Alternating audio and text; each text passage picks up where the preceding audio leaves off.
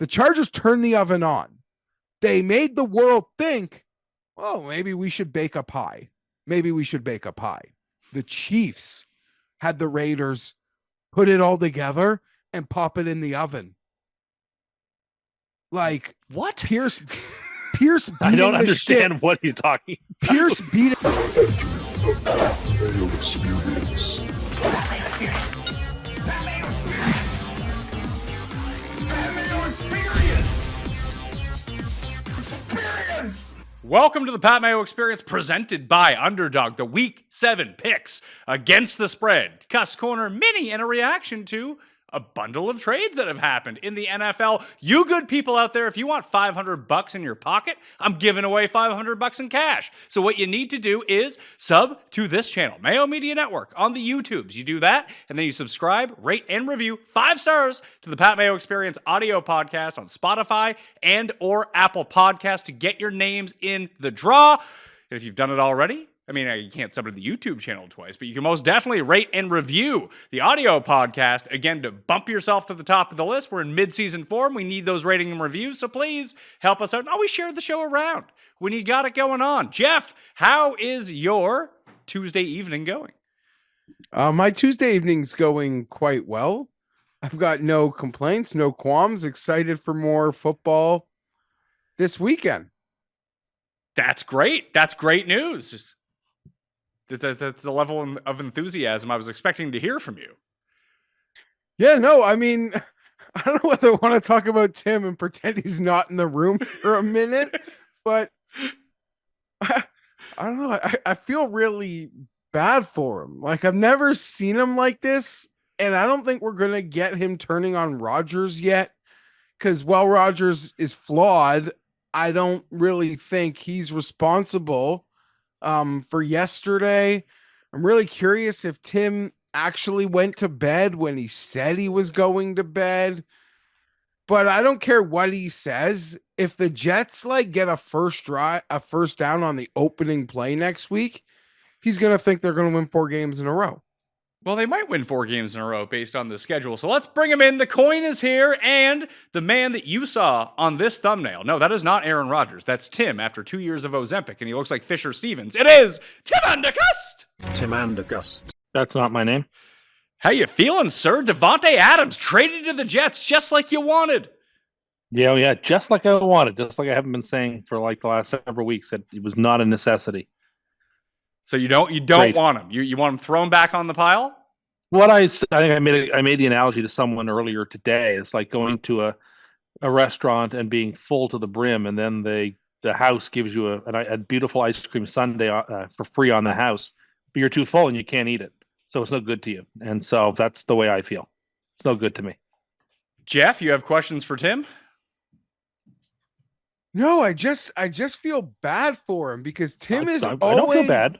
Don't feel bad for me. No, but Pat has acknowledged that we go about our ways very differently, despite, some insane hardcore fandom. You're always optimistic. Like, you're in it until they lose a game, it seems like, that puts them out of it. And now you're just you're waving a white flag. I don't even know if you went to sleep last night. I don't know if that was a bit. I'm gullible enough. Not as gullible as you. Because it's all relative to expectation. Sure. Just keep yelling at me if it makes you feel good. Go ahead. No, I just, Go ahead. You talking about the Jets as I kind of joked a couple times. It's like the dude who sends an email transfer to the Nigerian prince. And now all of a sudden you realize you've been scammed or something. I don't know what you want me to say. I really don't have much. Did you go to sleep at halftime? Was that a lie? Before halftime. Yeah, he missed. I turned the TV off. He missed the Hail Mary because we got a text where our text thread blew up when the Hail Mary hit and Lazard caught it. It was like, what happened? Who caught it? You refused to turn on the TV or look. And no, but I wouldn't look at my phone either. I said, to hell with it. I'm going to bed. How could you even sleep? I actually quite well. I had my light on, my podcast's rocking, and I slept beautifully. And it was great. So what? You're out until what? I'm out until, I suppose, they've earned back my time. My time is an extremely valuable commodity. Oh, fuck off. I'm dead serious about this. My time's a valuable commodity, and I'm tired of it being wasted unnecessarily. So until they make it up to me by showing themselves to be, somewhat respectable, I'm not watching a second of Sunday night. I'm telling you that right now. I will not watch one moment of it. Tim. We will we'll record the Sunday show, and I'll drive home, so I'll miss a good portion of the first quarter, and then I will just go to bed or watch baseball. And I don't care. Good if they win. What do I care? I guess the Steelers don't want to win either because they're going to start Russell Wilson. I don't care if they win. So what if they win? What does that mean? How has it changed anything? This year was only supposed to be about the Super Bowl. That can't happen now. So great, play well, be productive. But I'm hurt. I'm very disappointed in it. I'm not sad. I'm not angry. I'm not upset. I'm just disappointed. And I'm disappointed. I love this team, but I do not like this team right now at all. And so I'm not going to waste my time on them right now to watch them. If other fans want to watch them still, God bless them. I have nothing wrong with that. But I saw the highlights from last night from the second half. As a fan, I should apologize for the things the Jets got. There was a roughing the passer call last night. The Jets that went the Jets' way, which was atrocious. And as a true fan, as I've always believed this, a true fan should apologize when their team gets a call they have no right to get. We had no right to get that call, so I'm sorry that even happened. Where are you? Hold on. Where are you standing on Rodgers at the moment? He's on the list of problems they have. He's not in the top 10. Not the top 15. I actually thought he played pretty well. Yeah, I thought he played fine. He had a good passer rating. He threw that Hail Mary, I guess. I guess he did throw it. He made some nice passes. A few times he threw the ball away too quickly. A few times he held on to the ball too long. He's 41 years old. I'm just hurt. I'm upset. I'm sad. And I had to stop watching the game because it was making me too upset. It was I was literally getting very, very upset and just beside myself watching TV. And I was like, you know what? I don't have to feel this way. I can just turn the TV off and go to bed and have a good night. And I don't have to put up with this. And I didn't. And I felt great about it. And I only wish I had done it earlier so I didn't watch any of the game. Because then I feel even better than I do now. And I still feel really good. Healthy. And I'm not going to lie. I have no interest. I gave up Monopoly because it was bad for me. And I'm giving up the Jets for a while because they're bad for me. I love them, but I can't be with them right now. I felt bad for you watching. That first drive, it felt like you were down 3 players on defense. Felt like it was 11-on-8. It was like the San Francisco I think game. Yeah. what the moment that might have tipped you, it seems they got to field goal range, and then you took 2 horrible sacks, one including a flea flicker, both of which maybe I don't think Rodgers had a chance on. The play calls were stupid, and I was just hurting for you. On the flip side, I will say I'd never seen, at least through text, because without really exchanging actual words, just via text, group chat, and Paul was almost as Bill's intense as he's ever been last week. And he had a tone and demeanor to his texts that carried a mean spirit that he wanted to just body bag you and the Jets. And while it was one of the weirdest, which they didn't do. The Bills, we came away from last night. The Bills are a bad team too. The Jets may be worse, granted. Bills are a bad team. No one in the AFC East is going beyond the first round. These are bad teams. Paul, how did you feel when at the beginning of the game, when Cust was still very engaged, he kept calling the Bills fluky? I mean, Ray Davis made the Jets defense. He sunned them basically on that first drive. It was 45 yards, ran right down the field. There was nothing fluky about that first drive. Ray Davis ran all over your soft defense. Josh tried to give the game away with a brutal fumble. You didn't even watch the game. You went to sleep. This all happened before I turned the TV off. Oh, in the first half, when Josh fumbled the football right there in front of us down in the red zone and was right in front of the Jets player and couldn't recover it. I saw the highlights. If Tyron Smith doesn't hold I mean, it's a good call because he was holding. But if he doesn't hold on the Braylon Allen run, Jets win the game. It's a touchdown. But he did, so it came back. And then Ulbrich decided, in his infinite wisdom, to kick field goals into a swirling wind. I don't know why he's kicking any field goal. Why would you ever kick a field goal there? But, whatever. They deserve to lose. Both teams deserve to lose, but the Jets did lose, and they deserved it. I don't feel bad about it. I don't care if they beat Pittsburgh or not. Like, it'd be nice, I guess, if they won, but I don't really care. I don't know if I Like, believe what does it change? Like, what does it change?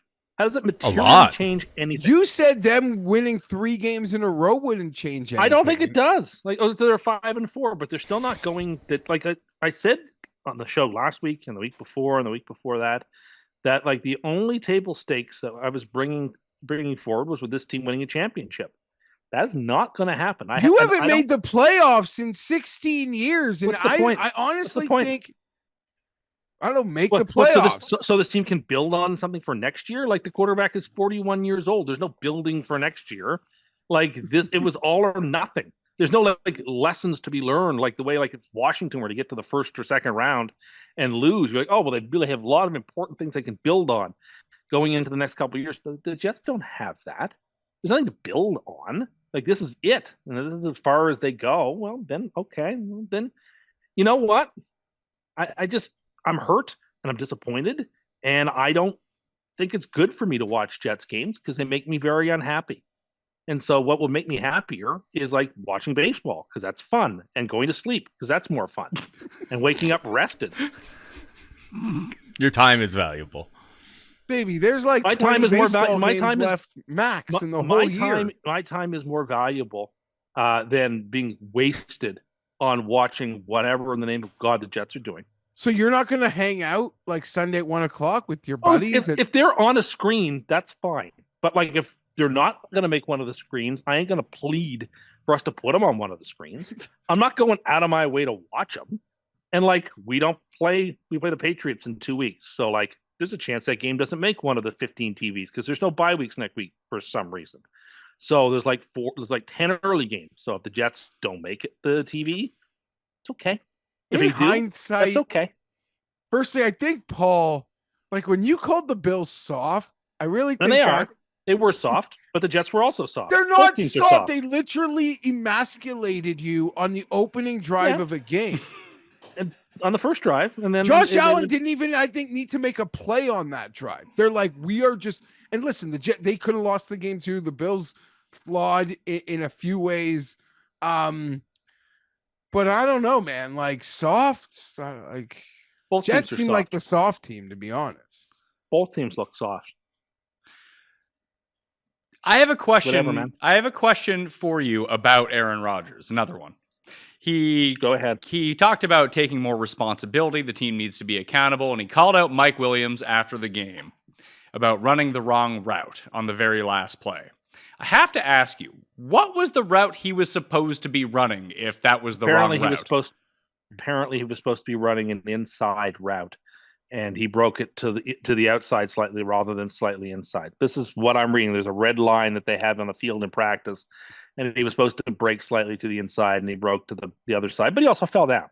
So like, he didn't fall. He fell down because the ball was like 7 yards short of where he was running.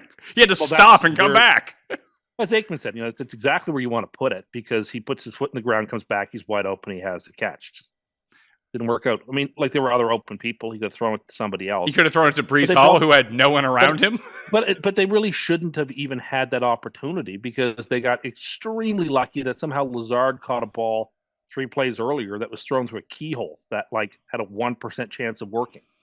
And like, we're only there because they got a Hail Mary. So like, if you're expecting me to sit here and say, "Oh wow, if only they'd done that," I don't understand. So the plays where Aaron Rodgers plays like the quarterback you say he is, lucky. Like the Lazard throw was pure luck. It went between the thigh of the defensive back and like Lazard's arms.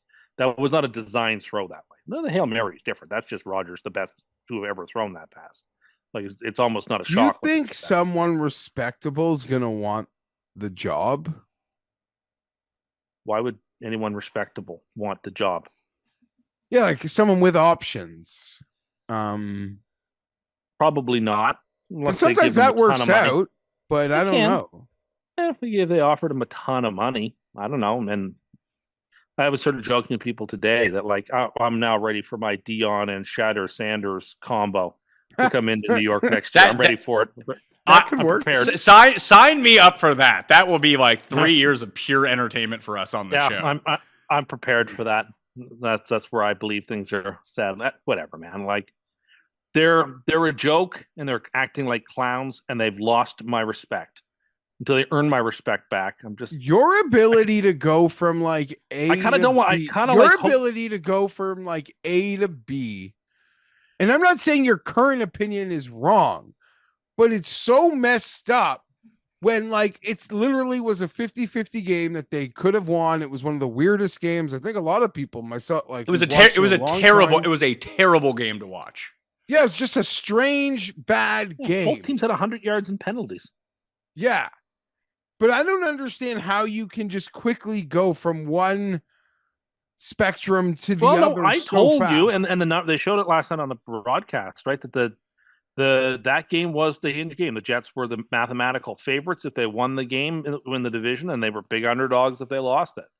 Like everything hinged on that game. They lost it, so the consequence of that is that there's not a whole lot left to be excited about or feel like why should I invest the limited time I have on Earth in a Jets game this season when they're not going anywhere? Like, you tell me why it's worth my time on Sunday night at 10:30 to stay up and watch whatever this is, rather than just go to sleep. Tim, these games matter. You play like the Steelers, you play the Colts. Those are two teams that you're chasing, and you play the Patriots. You love beating them down. If you win like these next 3 games, you're in the playoffs.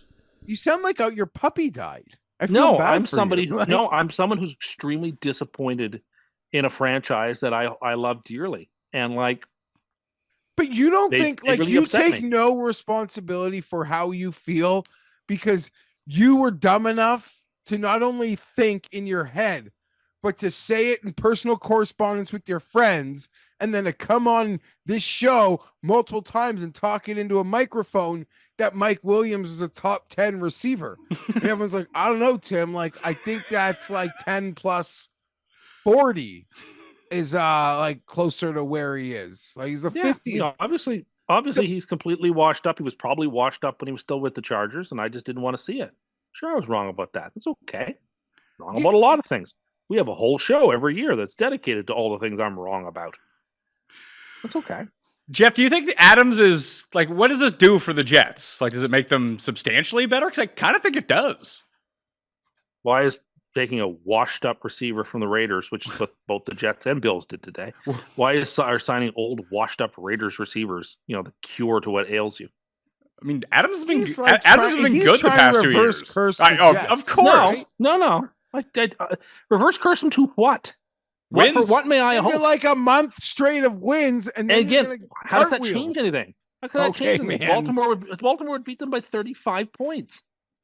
Kansas City would beat them by 35 points. Anyone that watches football with you knows exactly what will happen the moment they put like three. Maybe I'm tired. Together. Maybe I'm tired of getting my heart broken. So your whole season now is just like to win the 2 games against the Dolphins, so you can like laugh at your dad. Is that what this is about? No, my dad was sending me very encouraging text messages. Yeah, night. And you laugh at him when he's football sad, and he supports you when you're football sad. Yeah, I just to the point now where I'm just going to not pay attention to what they're honestly. And I hope once we're done this thing, we don't need to talk about them much for a while. This is such a drag, Pat. This is literally like your buddy. Would you like me to come on here and pretend I'm just giving an example. This is like your buddy who's been playing great. He thinks he's about to shoot 80 and goes like double, triple, double on the first 3 holes. And he is just such a piece of shit in the golf cart. He can't even congratulate your nice shots. And he just ruins everyone's afternoon. I mean, I have a lot of congratulatory things to say about your nice shots. I'm just, okay, thank you. I have lots of nice things to say about a lot of teams, criticisms I have about teams. I would rather just not talk about this team. I don't want to criticize them. I just want to let it go. So optimistic until the very end, and to hear you this football sad is like a little jarring. I really don't have much to say. When that game comes up, I'll probably just give you a pick, and that's it. I'm kind of not interested. I don't want to bash them, and I don't want to wax poetic. I'm just kind of done with them for a while. I told you, I've quit McDonald's. I want to buy the Monopoly. dip. Buy it then. Buy the dip. It's Jets it's to make the available. playoffs. Should we? I There's thought it gonna was be plus 155. Like, go ahead. Should that be a part of the new segment that we do? I guess throughout the course of the year, we'll call it the Cust Emotional Stock Market, and you can like buy in at certain points. Well, my emotional point is it's not sad. It's just out. I'm just like, You were I'm in. indifferent at this point. I believe the teaser to last week's episode was you being like, "It's Super Bowl time, baby." Everything hinged on that game, and they lost. Like, and it did numerically, and numerically that was the case. If you look at the expected results of what happened with a win or a loss in that game, it was one of the most wide variances of what can happen when a team wins or loses. They went from having a 55% chance of winning the division to having like a 22%. Yeah, they can still make the playoffs. You realize this? They're And- one and game to out what of the end? playoffs. Listen, you haven't seen what teams. end? You haven't seen teams come in the back door of the playoffs.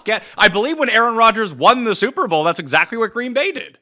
Yeah, Not and this team. This team doesn't have that. We speak about the 7th seed in the AFC is going to be a battle of some real shyster squads. I think the Chargers are going to be hopefully a part of that. I still think the Jets. You're a cut above that. I feel, but you never know the shit's going to break, and my expectation is to at least be a part of that. I still believe the Jets are very much a part of that. Great. Well, You then get you know to- what? 4 and Root for 4, them. 5 and 5 is still. I'm not even trying to put air in your tires. No, but why don't you root for them for me? Be my proxy and root for them, because I'm just not gonna. I'm not gonna cheer against them. I hope they win those games, but like, I'm not getting emotionally invested in it for a while till they earn my trust back.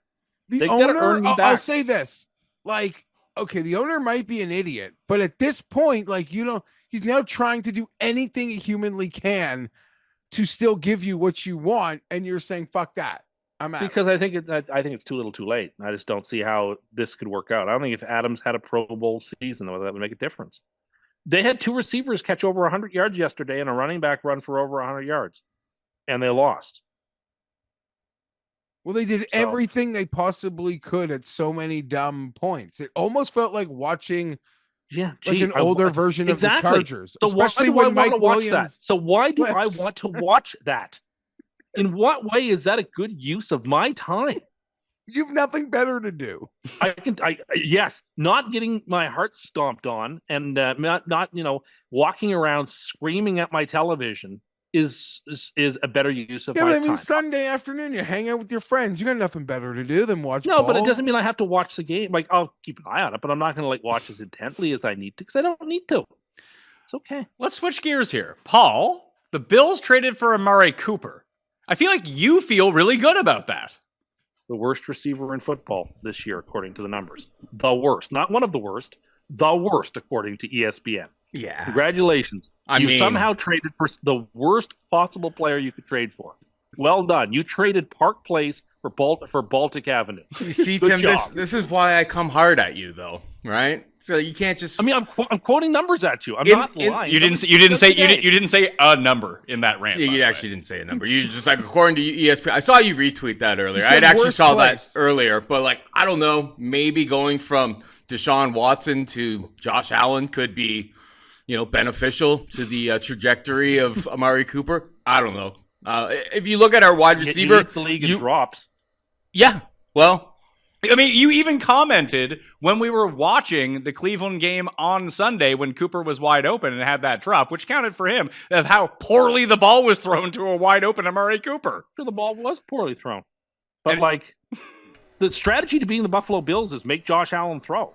yeah. Every time Allen took the ball and every time the Bills didn't run last night, I was like, oh, good, we have a chance now.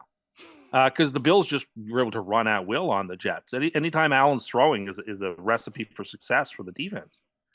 Great, let Allen throw 50 times a game. Like, that's not going to work out for you. Not every single. Why would he have to throw 50 times in a game? Go ahead, make the investment. I guess you gave It away wasn't a third-round much. pick for him. No, I mean it wasn't that much. And his It was- contract it was- is like financially restructured. It's like $850,000 this year. Like it's peanuts. I just don't think he moves the needle, Paul. Like, I don't wish you. Have you seen our receiver room? Even if it doesn't work, even if it doesn't work out, it's like helps. you're taking a shot. It could like I guess he helps. a who's little our bit, number but I don't one? know. Shakir? So yeah, like okay, like your best player is James Cook. Like you need him back. Oh, Ray was looking didn't pretty need him good last last night. night. I Jets think make Ray running and back James look great. Cook probably are like a two-man or two-headed monster now. All right. If I need 3 or 4 yards, I want Ray getting the ball. Low to the ground, super, super powerful. Great. If I need a big play, I want James Cook. Okay. The Jets are gonna win next week, and Tim is gonna be on here very happy. Yeah, that's No. yeah, guaranteed. Yeah. Yeah. I'm not a cheap date. It's going to take a heck of a lot more than a. You're You a are big you are watch the it. cheapest date. We give you fucking apocalypse food, and you're like, boy, this is great. I haven't had apocalypse food in like 3 weeks or something. By the way, Is that why you're in such a bad mood? Because you haven't had your rations? I'm actually not in a bad mood. I actually feel like I feel pretty good. I'm rested. I feel good. You sound I like just don't want Sadie. to talk about this team. You I don't sound talk like about Sadie this team fucking anymore. Dumpington. No, I just don't want to talk about them anymore. I'm just kind of done with it. And I'd like to not talk about them essentially for a couple of weeks, if we could, please. So, Well- where are you just going? What sort of content are you taking in then during the day if you're avoiding the Jets? I just general Like- stuff I'm following on Twitter, like Election nothing. stuff? Like, are you just I'm now, following like, some of getting that now deeper that into that? now that it's only 3 weeks left. Yeah, I'm following that pretty closely. But and, just me, You like, know, like I'm excited. There's a baseball game, and I'll watch baseball. I've been watching a lot of baseball. I'm enjoying it. It's a good respite. You need. I'm still watching the football games, but like I'm not watching that Sunday night game. I'm not wasting my time and getting my heart broken. so what are you I can doing watch on Russell Sunday Wilson. night? What are you doing? Watching The Simpsons? Like, what are you What am doing? I going to do this Sunday night? By the time I get home from the late show, which doesn't end until like 9:15 our time, and I get home, it's like 9:35. Right. I will have on my DVR like some of the Sunday shows I didn't get to watch Yeah. when they were on, Dr. Odyssey. and then I'll go to bed. You gotta give us a And review then, on like- Woke Baywatch and Dr. Odyssey. Or this time of year, I'll DVR 60 minutes, and then I'll just watch it and go to bed, and like I'll have a good night. When was the last time you actually skipped out on Sunday Night Football? I don't know. Been a while. Been a long time. Decade? Yeah, probably. But like I've made a promise to myself that I just don't need this I don't need them in my life right now. They've let me down.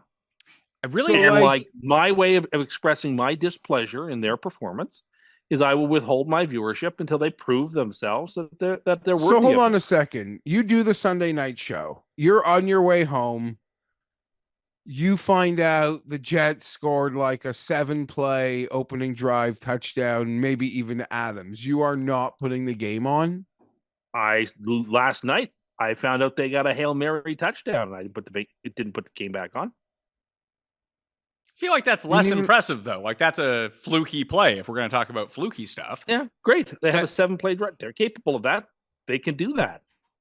Do I really want to stay up until 12:45 in the morning to watch Russell Wilson, somehow scramble for a first down and they win 30, they win 13-12?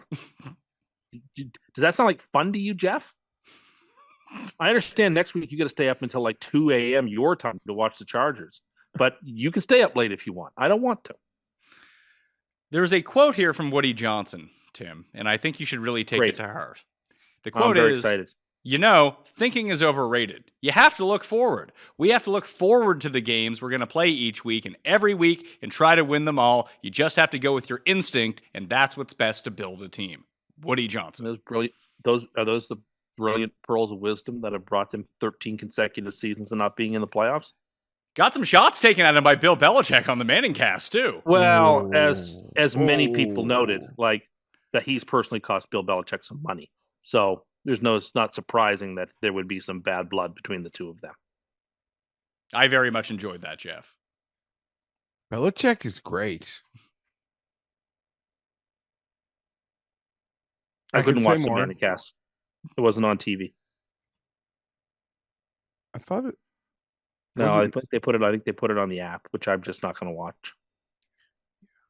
I mean, I consider Goddamn I hockey I season, consider Paul. that to be on TV, by the way.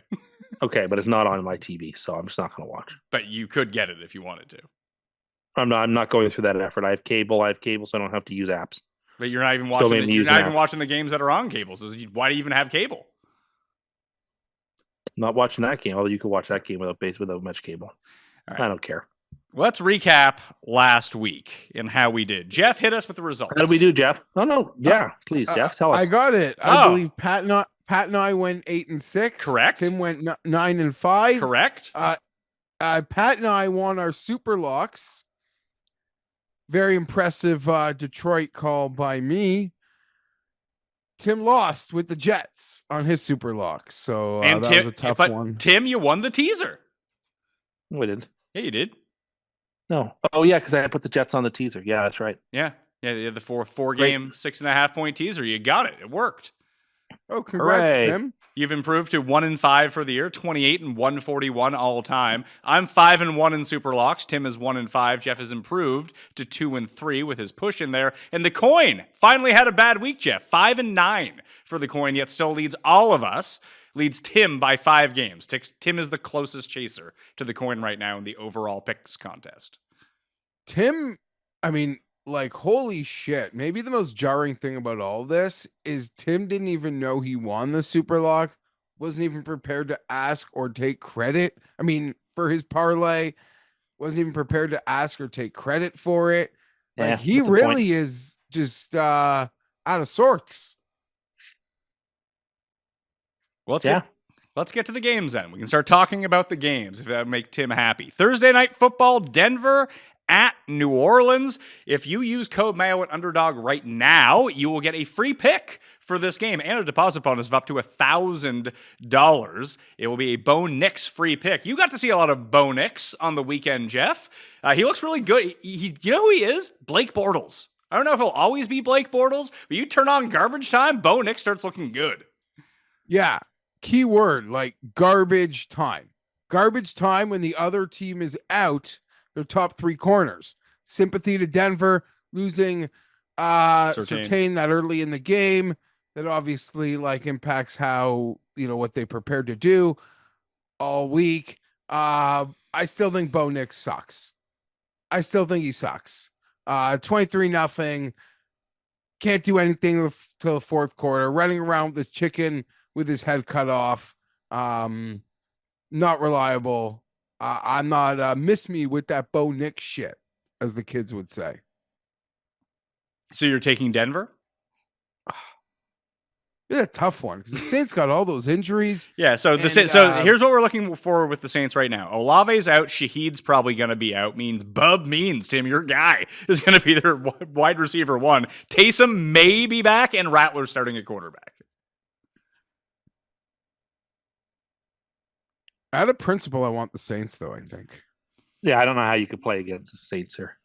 Well, I could give you a few reasons, and I don't think it's the right side. And I think No, but I just don't know. No, it has to be the right side, I think, because I don't think Denver can score enough.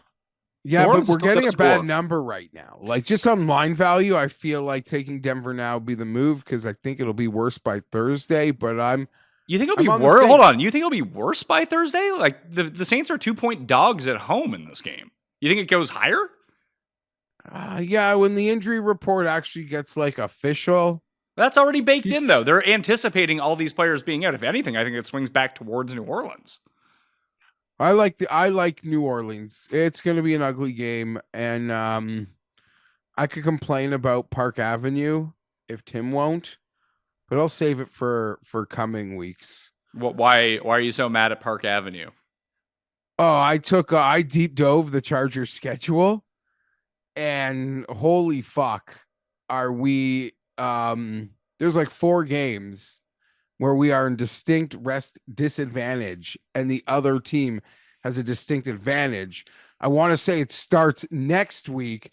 The Saints are playing on Thursday. They play the Chargers next week, who are playing on Monday. But that's Monday not too. Pardon? Late on Monday too. That's not even the worst of it. The Chargers once again have drawn the Widowmaker spot. In a few weeks' time, the Chargers will play the Ravens on Monday Night Football in the Harbaugh versus Harbaugh Bowl. And then the next week, we'll play in Atlanta across the whole fucking country. Off their bye. A road game, cross country, where we play on a Monday and they're off a bye. That is that's the migrant crisis. Like that's All the right, worst. we're gonna have to bleep that out. No, that's just horrible. Why do we have to Like bleep? Why do we have to bleep that out? Jeff's just doing some political humor over here. Yeah, Tim, you know what you need, buddy? You need a little joy. Okay? I'm just gonna go listen to some music and sway at my rally for 3 hours, not say anything, and then go home. Yeah, that's what people are doing these days. You get some joy, everything will be all right. That'll solve all the problems. You know what will make me happy, Jeff? What will make me happy is to see your team do well. No. I would like to live vicariously through you for a little while because you still have hope. Because you still have some hope. Pick Paul's team. No, Paul's team is as trash as my team is. No, pick the Bears. Your pick to go to the Super Bowl. Get on a different wagon. I feel happy about my pick of the Bears. Like the Bears are really good, but I'm gonna take Denver. I am not wagering a cent on this game. Unless it's a Luke Kroll first touchdown, Jeff. Have you seen this guy? He's on the Saints? No, he's on the Broncos. So Did no. he catch a pass last week? Yeah, he had like 3 targets, but his name is Kroll. Can't you imagine that guy scoring the first touchdown? No. Oh, yeah. That's where you want to be with this game. What are his odds to score the first touchdown? I Kroll. don't think those will be up yet. He sounds like a bad guy from like an early 90s video game. No, there's got to be touchdowns. First and last touchdown. Here we are. Bub Means, first touchdown. 12-1. What a legend. it's not gonna happen. Honestly, I still can't believe the Jets lost to Bo Nix. 33-1? There we go. Lucas Kroll. First touchdown. There's the bet for that game. Tim, we're going to need some enthusiasm from you here, buddy. Would you like me? Oh, I can't fake it, and I'm not going to fake it. Well, let's get to the feel games the way then. I feel. All right, well, let's move to Sunday Night Football. Jets at Steelers. Steelers. If you want enthusiasm, you picked the wrong game. I told you I've got nothing more to say. 1.5 point underdogs at home. This line has shifted 3 points since both the Adams news has broke for the Jets, Tim, and apparently now Russell Wilson is in line to start on Sunday Night Football. Do you think this is a clever ploy from Mike Tomlin to just confuse the Jets about who is starting?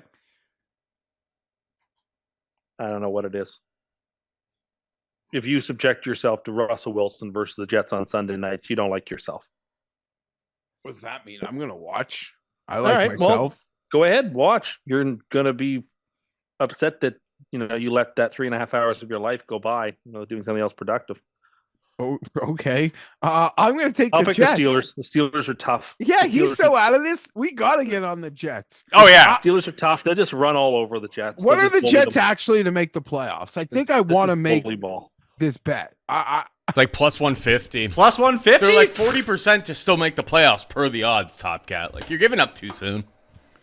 Yeah, didn't realize you were such a quitter. You were such a quitter. No, maybe they could make the playoffs. I'm not saying they couldn't make, but I don't see what making the playoffs does for us. Oh, great. We're the 6th seed where we go to Houston and lose by 31 points. Gee, you're that a was goddamn fun. Jets fan. You have no right. I mean this as a friend to have Super Bowl or bust expectations and then be like, oh, I'm fucking done with football. Man. I'm done with football. I'm done with watching the Jets for a while. I mean, you can lecture me all you want, but I'm upset with the way they're playing, and I feel disrespected. No right. I'm disrespected. No right. Okay, well, you tell me what I should have a right to feel. I'm all when ears. when they like make you a bad quarter pounder at McDonald's, do you ask to like complain to the cook? Well, I mean, that's never happened because I've never had a bad quarter pounder, but in theory, it's been so long I can barely remember what they taste like. Where have you gone on your farewell tour this week? Well, there's no farewell tour. I've just gone other places and done other things. Well, let's hear about that if you don't want to talk about the Jets. Sure. Now that I'd happily talk about. I just asked you. Let's hear about it. Yesterday, I got fired. Well, Sunday, I got fired up for those bipartisan wings. So I got some of those. Did you actually get those? What does that mean? Yeah, and you haven't seen that? Yeah. Have you not seen that commercial? It's by Oh, Pizza. It's a right pizza. and left wing. Yeah, it's a Like pizza. It's hockey? no. It's like a political ad. But it's like some people prefer the left wings and some people prefer the right wings. But you can buy a dozen wings and they're just mixed together, bringing sanity back to wings. Yeah, that commercial was so clever that it got my money, and I got some of those, and I really enjoyed that. Been to Wendy's for the Dave Classic single. It's $4 right now. What else have I done? I got some popcorn chicken one day. From KFC? Yeah, I got some popcorn chicken, but just the popcorn chicken. Did you get the pineapple frosty at Wendy's? Apparently it's like a SpongeBob SquarePants promotion or something. I don't know. I'm out on that, but no, I've been doing it's actually the liberating thing. I have to be honest with you. The liberating thing about not playing Monopoly is that I can go wherever I want. Do you feel like And, you've like- let the people down by not playing Monopoly? No, I don't. Well, I don't think the people care one way or the other. Whether I highly disagree. A lot of the comments that I've been seeing is that hey, you're quitting on the Jets, you quit on Monopoly. What are you going to quit next? You're not going to quit the show, are you? I have decided that these things that I still love them both. I still love the Jets. I still love Monopoly at McDonald's, are not good for me right now. And so I'm taking a hiatus from them until such time that I feel it's appropriate to come back. You can love something without liking something. That's the condition that I'm in right now. You gonna take a break from Halloween? No. Oh! I This came up earlier. We had a friend who is giving up the giant chocolate bars. no, not giant, just the regular size ones, not the giant one, not king size. like full size. Oh my god! Like full Tim. size. No one's. Yeah. No, just the regular size. Regular size. full size bars. Yeah, not king size. Yeah. No one said king size. No, well, that actually did come up in the conversation. 'cause Oh. the But person- I person didn't say across that. this- People aren't privy to our private conversations. They only know what I'm just telling them. All right, fine. You're right. So Tim, gave him the big thumbs up, but he had to send his girlfriend to the store again because they didn't have enough because they expect anywhere from 250 to 500 kids at the place where they live, which I think is a gross overestimation, but that's what he's going with at 500 kids. But he bought 500 chocolate bars. That's like, in Canada money, it's like $600. And then Tim was like, oh, yeah, da, da, da, da. And then we started calling Tim out about would he spend $600 on chocolate bars to make sure that he had the full-size ones. And what do you think the answer to that is, Geoff? Like no chance. Zero with Tim chance. If he lived in a bustling residential neighborhood, packed houses, tightly packed houses, would he be splurging chocolate bars to have the lights on all night? No chance. Well, first, the lights go off at 8 p.m. Secondly, yes, I would until 8 p.m. Then the light goes off. It took you 5 years to buy a $500 putter. You really think you're going to spend $600 on chocolate bars? That putter was half that price. It was not $500. So you waited till it went on sale finally to buy it? Whatever. Like I was prudential. Secondly, yes, I would if I had a house of my own. I would definitely give out the king size chocolate bar. That's why I recommend them. I think it's the right thing to do. Now, someone mentioned giving out king size, and I was like, I hadn't thought of that. That's an even better idea if you can manage to do that. People would be even more excited with those. So at this point, like it feels like you're just doing enough if you're giving out the regular size one. If you can afford it. If you can't, I that's am totally doing fine. such a number on the seasonal mini Halloween chocolate bars that my wife purchased the big box of, essentially for like children's which box, Geoff? children's lunches. There's three big boxes out there right now, and I've seen all three, and I have very strong opinions on which of the three I think are best. And actually, there's four if you count the Hershey's one where they slip Whoppers into the mix, and I don't agree with that. I just bought one for the studio house in case kids come by here. Jared, what's in the box that I just bought? I just picked up the first one that I saw. I think it's a good one though. It's the one that has M&Ms in it. Oh, that's like M&M's, Twix, So it's got Mars. M&Ms, That's a Twix, good one. Snickers, and Mars. Yeah, That's a good one. that's the one. And and I believe it has Smarties too. No, Smarties is Nestle. M&Ms. That's like Oh, you're right. Smarties, M&Ms. Kit Kat, Smarties, Kit Kat, Arrow, Coffee Arrow, Crisp. and Coffee Crisp. And then the other one is Mr. Big, Caramel, Crispy Crunch, and Wonder Bar, which is, I actually think maybe the best of the boxes. Might be that one. And then there's the Reese's box, which is sort of like separate and apart from that. Sorry, which box, Geoff, did you get? Which one have you gorged? The one that Pat mentioned he has. Yeah. Okay. Is that the one where the Snickers comes in the separate little, no, or the Mars comes in the separate little bag inside the box? I don't know. Well, yeah, I 'cause haven't opened peanut it. free. It's not Halloween yet.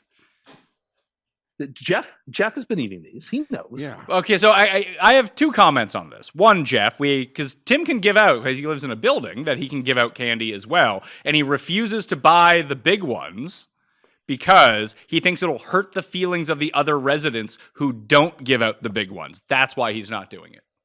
That's such a cop out. What's the difference between like making your next door neighbor look bad when you're giving out full sizes to their snack size minis? Like it's the same. Why is that logic not different? I just feel like it's different when it comes to home ownership. You just don't want to pay for it. Look, if I lived in a house, No, you wouldn't. then I would. No, you wouldn't. You would do it right now. You You would do it right now if you were ever going to do it. If this was actually on the table, I doubt you even buy keep saying anything it. to give out for the kids. I do. I'm dubious. I'm dubious. You give the stuff to the front office. So why and don't they- you go to Paul's house with big chocolate bars, hand them out till 8 o'clock? Not my house. Oh, so you need the credit, right? So like That's the it. next day when the moms or kids go by, like that's the full size bar house. I give 2 bars to a lot of kids. I think that's great. I just don't unlike have other nearly people who enough are people trying come. to.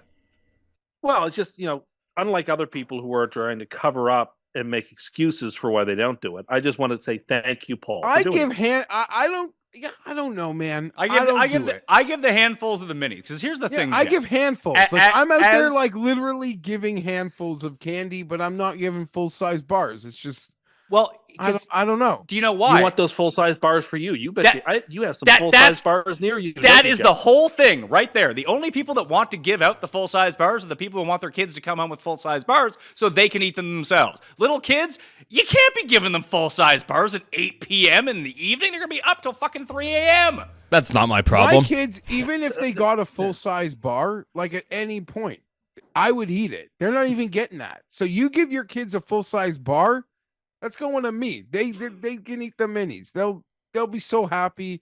My kids. That's they eat terrible. those- So you would be the bandit of their chocolate. and You take can't. their You, full you what size- can't they're give gonna come the, home Tim. with? Tim, you can't give a 7-year-old a giant candy bar before they try to go to sleep. Hold Oh, on. no, though. you, Not you only can parcel that, it Tim. out. What do Oh yeah. think? So your solution to not a mini bar, which was like a decent enough portion, you give them two of those, send them off to bed for the night, so they're not wired. Is I should open up a full size caramel bar, break a piece off, and give it to them, and hide the rest. You could do that. You see how it works out easier if it's a mini bar. Tim, here's the thing. Guess what? My kids are still at an age where they don't like get to come home and then bring their Halloween candy bag into their room. Like it just goes into the kitchen and it like they'll eat it as snacks or it'll go in their school lunch. Like they don't have full autonomy over that fucking bag. They're not teenagers did. or like I 10 did when years- I was really young and I had full autonomy. I was eating full bars at like 3 years old. Wow, this isn't fucking shocking. I once had an extra large root beer from McDonald's when I was 2 years old. I drank the whole thing to myself. Oh my god. My kids have actually never had soda, Jeff. Yeah, they don't like it, and they ordered a drink, and I guess like some fruity drink at some eatery, and it accidentally like had Sprite in it, Carbonated. and yeah, they were like jarred, and they didn't really like it. So that's a good thing. Yeah, Yeah, I'm trying to kick soda myself. The last thing I need is like my kids getting into soda. the 2 or 3 parties that they've been to where the like parents have given out soda to the kids, they've had like a sip, and the same thing, like the carbonation's just like, nah, can't have this. Yeah, it's where's like water? gross. Yeah, but that's like when a person has their first sip of beer and they don't like it. Then they come around. Tim, I will say though, I'm actually quite proud of my neighborhood. Maybe they listened to me complain on the podcast last year, not. Oh, Like you're decorations. You're happy that people aren't putting out decorations. Yeah. What a No, full hold joy on. Let you me are, make my Geoff. point. The decorations seem like they went up this weekend, today, walking the dogs, like nothing before the teens in October. And that's good. That is like you get your 2.5 weeks this nonsense. You get 3 weeks of it. It's not a whole goddamn season. It's a couple weeks. So I appreciate that. It is a whole season, and I wish it that is people would put up not. earlier. And like, okay, I stand by, like, no one somewhere along the way, these Halloween people think they're Christmas. And it's all Like, in terms of their right to a time period. And weirdly, No, it's they're always not. it's always people without kids too. It's really weird. Like, it's Halloween. no, like not usually. When it comes to like big house I can't decorating, speak to no, that. I don't. I don't I don't know. think there's any evidence of that. I mean, just I mean, maybe talk to the he's people right, or around me. anecdotally, Pat sees the houses in his neighborhood and the people that live there. But no, nowhere in society should we allow the Christmas-like time frame to be granted to Halloween. That's not right. Well, I That's guess not lucky right. for us that you have been elected the king of all things, and you get to decide on these things and what brings other people happiness. I'm glad that you're here, No, Geoff. I'm not elected, but I decide, think you know, he was appointed. Common sense, I think, is prevailing here. I think people are just realizing that. They might have realized that they might have jumped the shark in previous years. Did you ever see the movie Footloose, Geoff? Yeah, they just want to dance. Yeah, that's that. Well, who do you think you are in that movie? No, I don't think Halloween, like October 1st, doesn't mean, oh shit, it's Halloween decoration time. Well, not for me. Mine are up well before that. Yeah, that is just, I mean, that's wild, to be honest. Okay. Well, again, I didn't solicit your opinion about when You're it's right, and acceptable you're for me to put up entitled. my Halloween decorations, and it made me really happy. You're entitled. You Yeah, have every right to do whatever you want. That's what he's going to do. Instead of watching the Jets on Sunday night, he's going to decorate more for Halloween and then not give out any candy to kids. No, what am I going to do on Sunday night? I'm going to watch stuff that's on my DVR. I'm going to go to sleep nice and early, and it's going to be great. I don't believe you. I don't believe. Okay, you. well you don't have to. How long till Jets are winning Super Bowl again, Tim? 4 It's not games, gonna happen. two It's not games, gonna- half a game. I think they could win the rest of their games and finish 13-4, and I wouldn't believe that. Really? Yeah, really, You 'cause I had don't- them going to the Super Bowl last year with Zach Wilson when they won a game and were like 1-5. Yeah, I think I've learned something here, though. Really? Okay, we'll see about that. Geoff, you and I are taking the Jets minus 1.5. Yeah, I honestly might just consider make them a super lock. I literally wanted to be on the Jets last week, but the way Tim was so disrespectful and annoying about how awesome they were last week made me take the Bills. So it's the complete opposite. The fact that he's so disrespectful and annoying about it being over, like I have. I'm to so just take sorry Pittsburgh. that I annoy you so much, Geoff. I really apologize. No, I And don't mean everything I actual say annoy. I is mean such the an annoyance. What a hardship this must be for you. No, I don't mean it. I love you.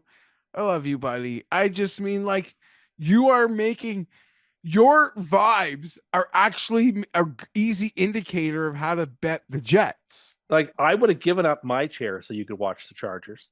I would have done that for you if you'd asked me. I think I kind of did, and you weren't. Yeah, budging. No, you no, didn't no. budge either. No, you didn't ask me. Once Paul was so frustratedly indignant that you dared ask him to get up so you could watch the game. You Listen, didn't ask Tim, somebody else. you talk smack. You talk smack secretly about that as well. Yeah, you did. The moment It Jeff was paved the way. I have a microphone. I can sit here and defend myself. No, look, you were in the right, Paul. It was hilarious.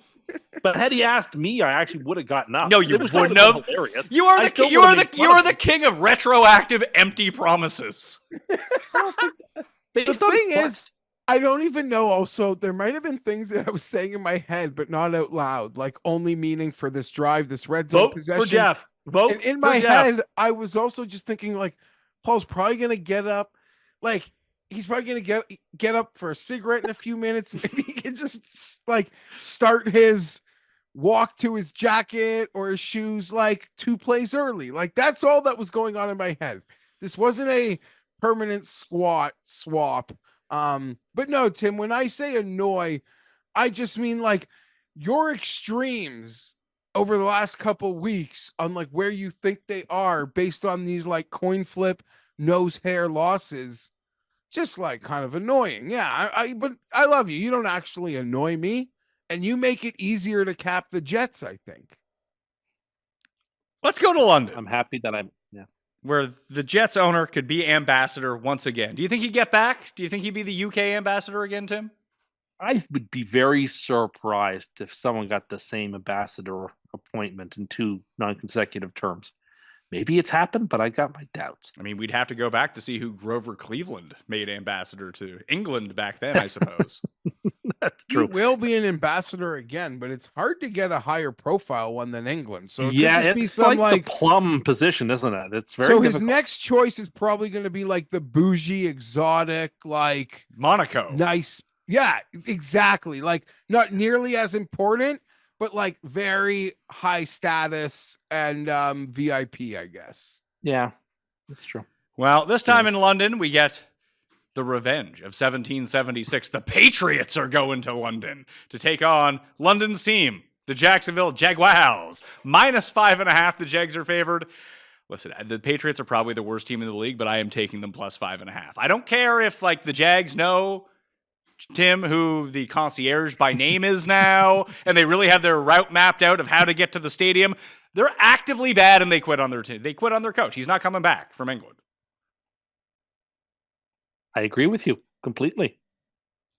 I don't know what else to say. Like, not only would I not pick Jacksonville as a favorite to lay 5.5 points to expect them to win by a touchdown, I don't see it. And I mean, maybe it'll happen, but I actually kind of like the Patriots outright here. I think there's a real decent shit. I thought Drake May, being a rookie, he's going to make some mistakes and took some big hits, but I actually thought he played really good football on Sunday, by and large. And if I were a Patriots fan, I'd be encouraged by what I saw to think, well, at least so far, it looked pretty decent. And I don't think Jacksonville provides that tough of a test. And yeah, I gotta say, I do like the Patriots here. I think that seems smart. Geoff, if the Patriots win and the Jets lose, they'll be tied for third in the AFC East. Yeah, and the Dolphins, I think, could save their season this week as well, all things considered. But here We'll we get to are. them. We'll get to the Dolphins. I don't feel like I have a choice. I was impressed with Drake May. Thought he threw some lovely balls. If you go back and look at week ones of some of the other high-profile rookies who have gone on to have incredible seasons thus far, his first outing looked just as good, if not better, than some of theirs. So credit Drake May. I can't get off it. I'm worried about the coach factor and being, getting their coach fired, and he certainly will be if they lose this game. And even if they win, he very well could be fired. We've seen teams fire coaches off wins as well. The back-to-back Jacksonville thing, sample size of 1. They were a far inferior team last year to Buffalo. I just think it's other than the Widowmaker spot that the Chargers are going to have to play that Monday night or the game in Atlanta and later this year. This is the actual worst spot game on the NFL calendar. Betting NFL is a lot about just spots. I'm going to lay these points. So, Tim, Jacksonville is like this dealer that used to be at the casino when I was 19 named Yaz Minka. Now, every time that you'd be winning on a shoe or playing for like half an hour and you'd be up, you're like, hey, yeah, I'm up like $400. This is great. They'd send over Yaz Minka, out of money, just like that. That is Jacksonville this year. You need to know when you see Yaz Minka walking, you stand up, take your chips, and just go somewhere else. That is what the Jaguars have become this year. But maybe they won't take for a change. Yeah, good luck with that. Yeah, Yaz Minka, 100% take rate. I mean, I'm with you completely. I just don't understand getting behind Jacksonville here. I feel like there's going to be a time this year, Geoff, when it flips on Jacksonville and they will become a reasonable team to bet on, but they're being given credit like they're a team that's won 10 in a row, not lost 10 of their last 11. Although they're nowhere near the worst team in the league. I did hear that said. They were nowhere near the worst team in the league. Did I say that? No, Rob. No, this was something that was said on the Best Bet show. I don't think they are. indignantly. I really don't think they are near that. Why? What evidence? Of course they are. What evidence do you have that they're not? There might be 3 teams worse than Jacksonville, and I said might. Okay, you're right. Yeah, sure, you're right. They're in that bottom. No, did you agree with that, or did we just bully you into saying yes? Because No, like those are different I mean, things. I think they would beat the Panthers. I think they would beat the Raiders. I don't think they would beat the Raiders. I think it'd they be like would. a coin flip with the Raiders. Same way Sure. it's kind of a coin flip with I the don't want to Patriots. put air. I'm not here to like put false air in the Jags tires.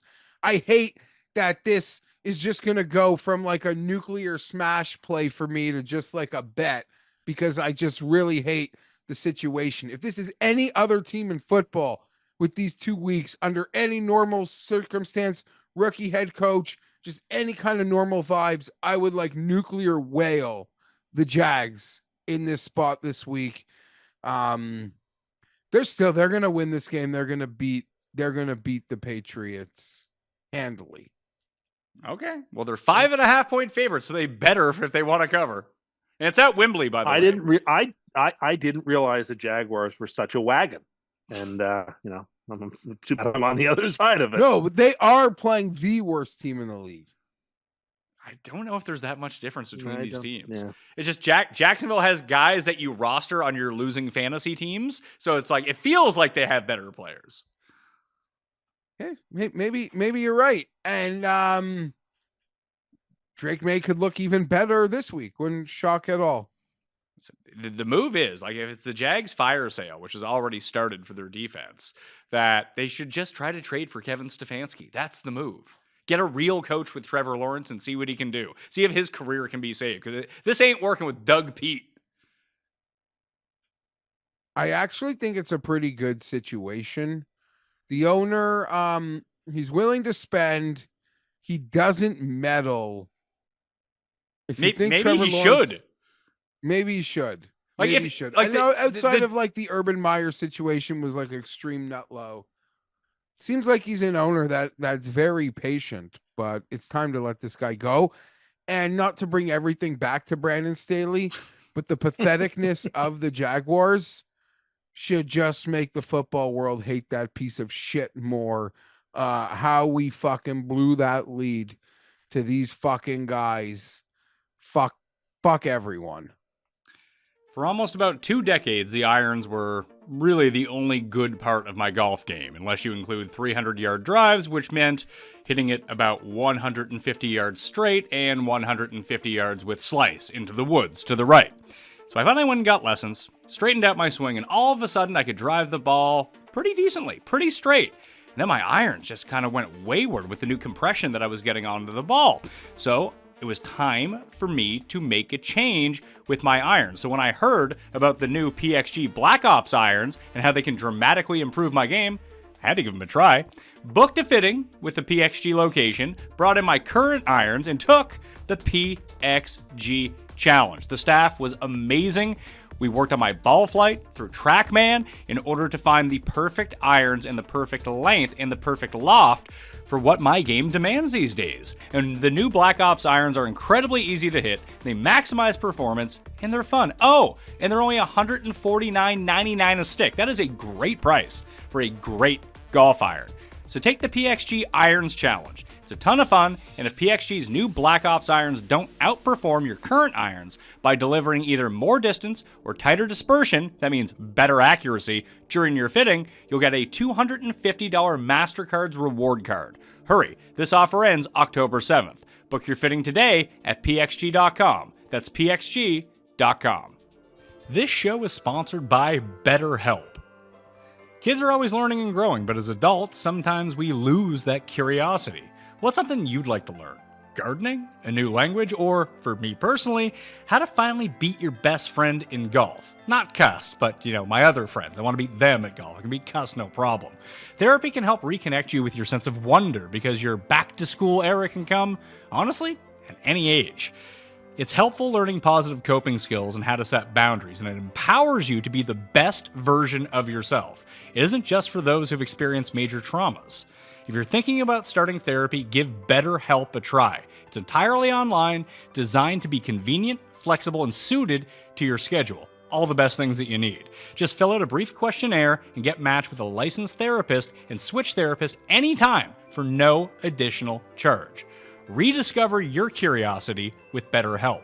Visit betterhelp.com/PatMayo today and get 10% off your first month. That's BetterHelp, HELP.com/PatMayo.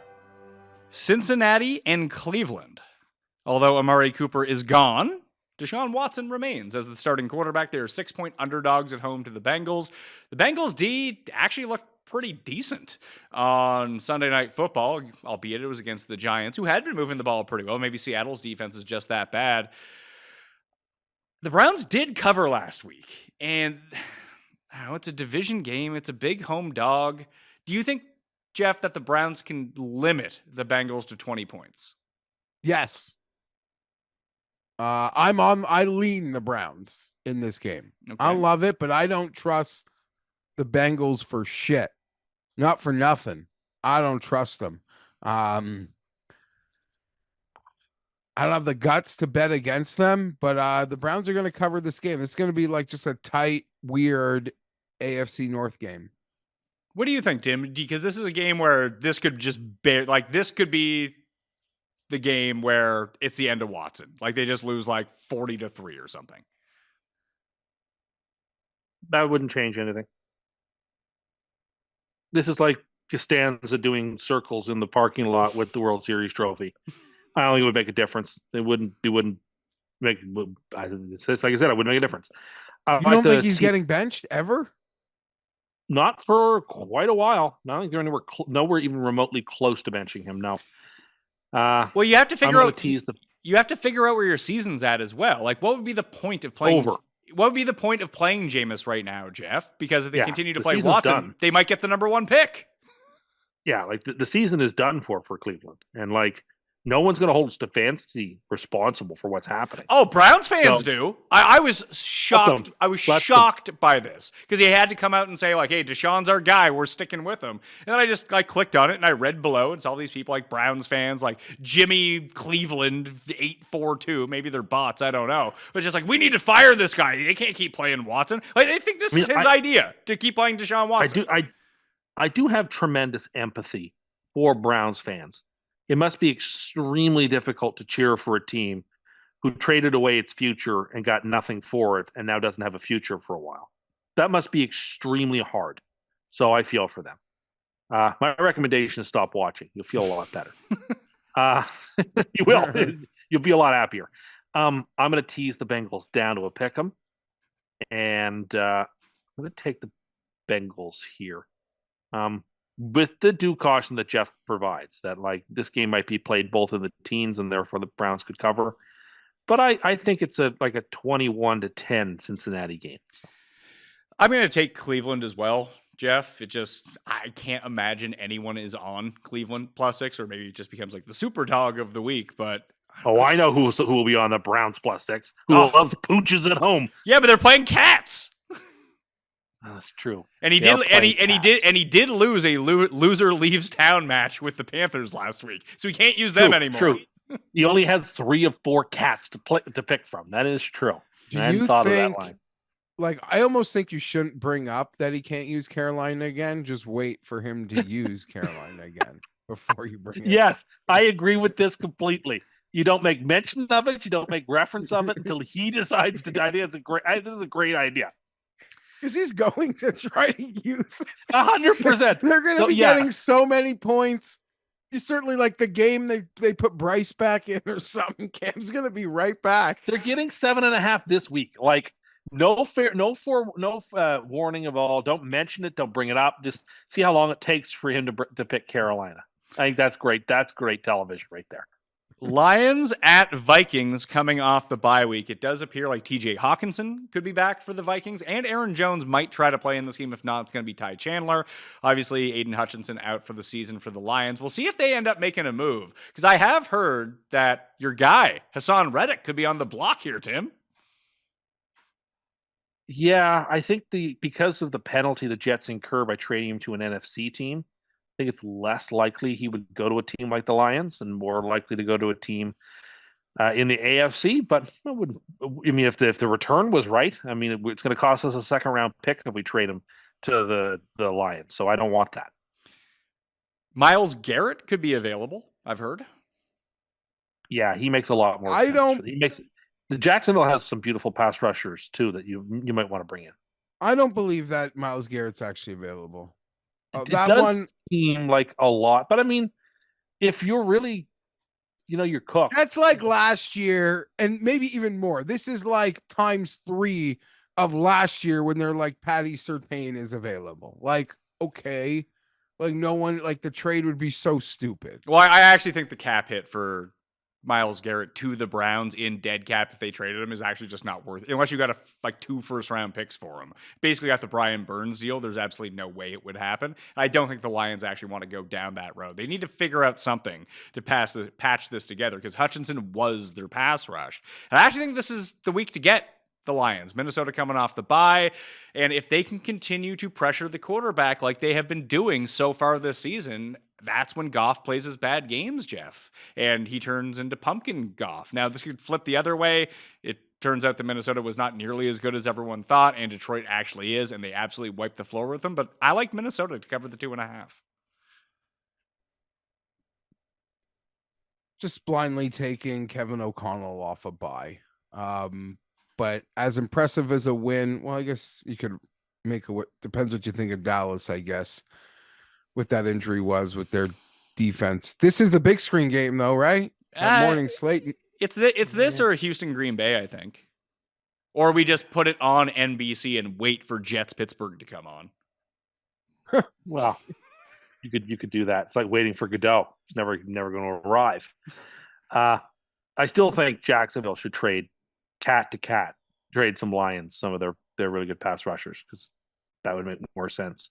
When is the trade deadline? It's not till November. No, it's like It's like week 10 now, I think. Away. And I think we got it. I think we're starting to see the trades that are actually going to happen. They're going to happen now, and we're not going to see a ton near the trade deadline. Receiver is not an easy position to onboard. Oh, like I don't know about that. What if you're best buds and you just show up on your okay? Well, there's a caveat there. Weekly hit on the McAfee show. Was Devontae Adams just staying at Rogers' house for the past 2 weeks? Has he just been there? I have so many. I mean, I don't want to talk about the team, but I have so many questions as to how that happened and why is he just at Aaron Rodgers' house? Can I tell you how that happened? That trade was pretty much the teams knew that trade was done for a couple days. Then why didn't they do it before the Bills game? Well, teams don't make trades on like Friday in the NFL. Well, they just that then becomes a distraction for their game. Also, if players are like on the injury report, I don't know if you're allowed to trade somebody who's actually technically injured. Well, he still is technically injured. And they're still but he may be actually injured. He may not be technically injured. And like, let's be fair and balanced. Obviously, they knew this was going to happen, and he wanted to be there to take that physical as quickly as freaking possible. Because it's already Tuesday. So I don't think it's that weird at all when we all know that it was a Fugazi injury with the Raiders. I don't think we know that. We do. Well, watch when he's not on the injury report this week. I mean, I don't think we know that. You're speculating that that's true. Okay, fine. I'm using the puzzle pieces to speculate. That is true. I don't even remember what we were talking about before this. We got back to Minnesota and Detroit. This is a perfect teaser game. Like the carbon, it's tailor made for a teaser. Who? To tease the Lions up from plus 2.5 up to 8.5. This is a great tease. We're taking them. All right. So what are the other really shitty teams that are about to fire sale? Maybe the Raiders.